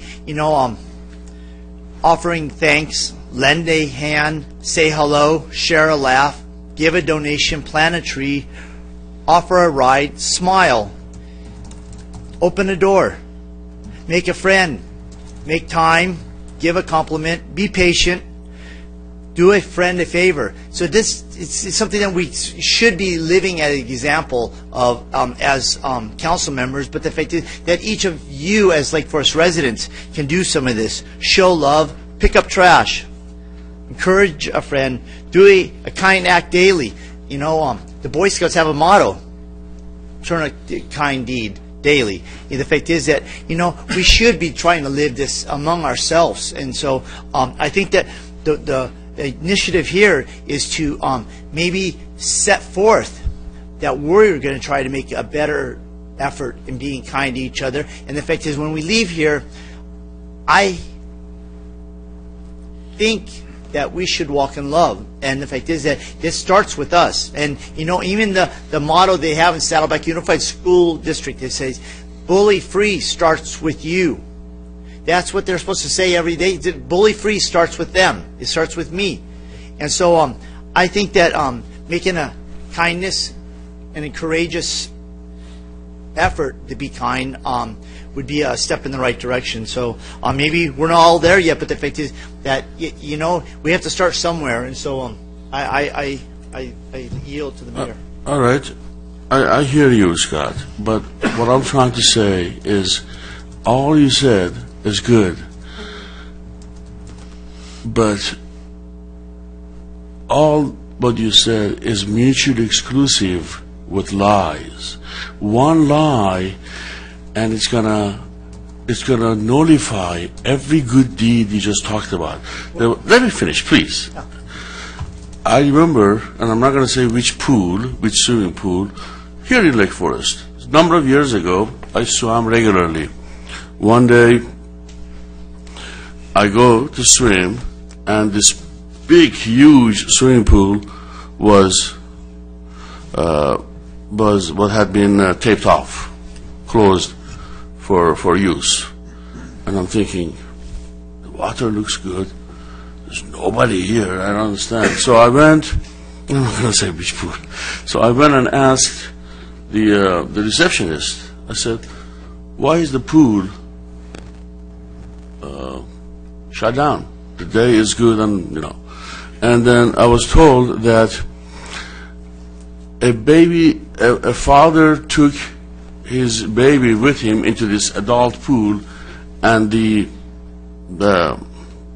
thing, what do we call that? Yes, we know. Yeah, that thing had leaked. So imagine hundreds of gallons of good water ruined because some baby, you know.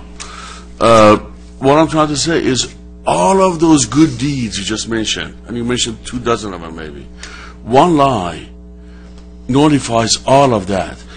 And you lie, Scott. I will walk out of here. I will leave Lake Forest if you can prove that I was fined, let alone 2,000. When you say that, Scott, people are not stupid. It's just a matter of calling the DA. I think we're getting off topic. No, we're not. This is the topic, Andrew. Here's the thing is that... Andrew, let me finish. Andrew, listen to me. When we talk kindness, and then we have one of the council members secretively taping people who are trying to collect signatures and then putting that on YouTube and on their Facebook pages, that is unkind. Secretively, not only it's illegal, it is unethical, unkind, secretively taping a lady and then putting it on Facebook. Or getting into a discussion with someone, that discussion turns into an argument, and then and then the individual cuts and pastes. I don't even know how they get all this time, but anyway, they cut and paste, and they bring things, and you look at it. I mean, there's this Facebook page which replicates one of the real Facebook pages. It is all devoted to me. Let's move on. Let's move on. I have a comment. We're going to be here all night, so I have a comment on the revised budget. And if we're running late, maybe you shouldn't have taken the 10 minutes out. So what I object to is the bastardization of the English language. You know, when I lived in Newport Beach, the oil people wanted to put dredge oil in the bay, so they tried to pass an ordinance, and that was called Save the Bay. Save the Bay, from the people who wanted to put oil. When you act so unkindly, and then you use the word kind, you cheapen the language for all of us, and that's my objection. I don't object to kindness, but we're not at a stage in the city, and certainly some of us, worse than others, are not acting in a kind way. It's just hypocrisy. It's just an incredible misuse of the English language, like 1984. Those are all worthwhile things to do, and, you know, I'm happy to do it. Let's lead by example. Let's show that we can be kind for a little while and then come back and then pass that. But to do it now, to me, it just cheapens everything and cheapens our use of language. So I prefer when the Christians, in the first century, there were two competing sects of the Christians. One of them said all you had to do was to believe and say, "Oh, Jesus," etc. And the other group said, you know, it was your actions that got your salvation, not just the words, but it was the actions. You know, and I think that's, you know, we're looking for the actions. Let's show by our actions in the next couple of months, even the next couple of weeks, that we can be that kind of thing. And then let's come back and say, yeah, okay, listen, we can change, we can be more kind, and now let's do that. Do it now. I'm going to take this one step further. I'm going to say, here, I'm going to look at you, every one of you in the eye. Let's just stop this. Let's just stop the nonsense. If there are charges against you, talk about them. The money that you spend putting propaganda, just say, hey, you're telling me that I did not, that I was insensitive, that I was heartless, that I was foolish for not allowing Meals on Wheels at no tax dollars. This is my reasoning. You wanted me to not go with the Orange County Animal Care This is my reasoning. You didn't want me, you wanted me to audit the Orange County Sheriff Department contract and maybe put out for a competitive bid to ascertain our options. I said, no, this is my reasoning. Just reason with people. Leave me out of it. The more you come after me, the more you tell how much of a case you don't have. Let's look at each other in the eye here tonight. Promise one another that we're going to stop the nonsense. Whoever, and we know who it is, whoever has come up with these replications and mimics Facebook pages, take it down. Do the honorable thing. Nick is nuts. Do you really want to take another break? No, Andrew. Do you really want to? And if you think I'm nuts, tell me why I'm nuts. I am nuts. I am nuts about you people. I am nuts because I helped you getting on this council. I am nuts. Okay, why am I nuts? Because I changed my name 7 years, 7 times? I didn't. You can be Andrew, you can be Drew, you can be Andy. That's not your fault. People my father called me Nicky. My grandfather called me Nico. I mean, if you go from Greece all the way to Iran, every other guy, his name is Nick, which means good, or a variation of it. So the fact of the matter is, I was Afshin Nikmanish, as in smart, well-mannered. I basically, when I became a U.S. citizen, shortened my last name. 5 years after the passage of my father, I had the consent to change my first name to Adam, which name friends who live all over the world today, mostly British and Americans, have called me since the first grade, 5 years of age. Enough, please. It's not doing you any good, I promise you.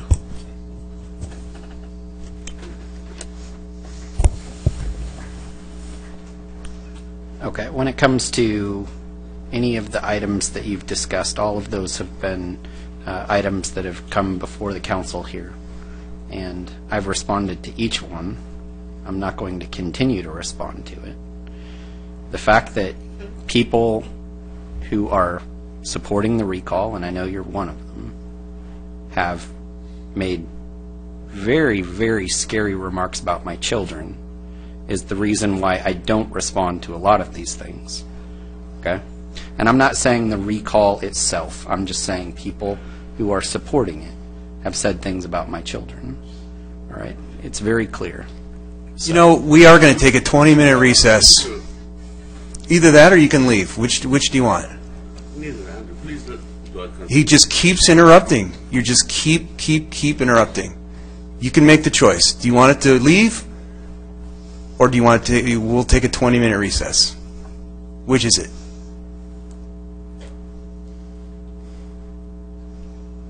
All right, 20-minute recess. We cannot continue to have these meetings interrupted. This is like the 6th, 7th time. I know. So let's just end the meeting then. Meeting adjourned.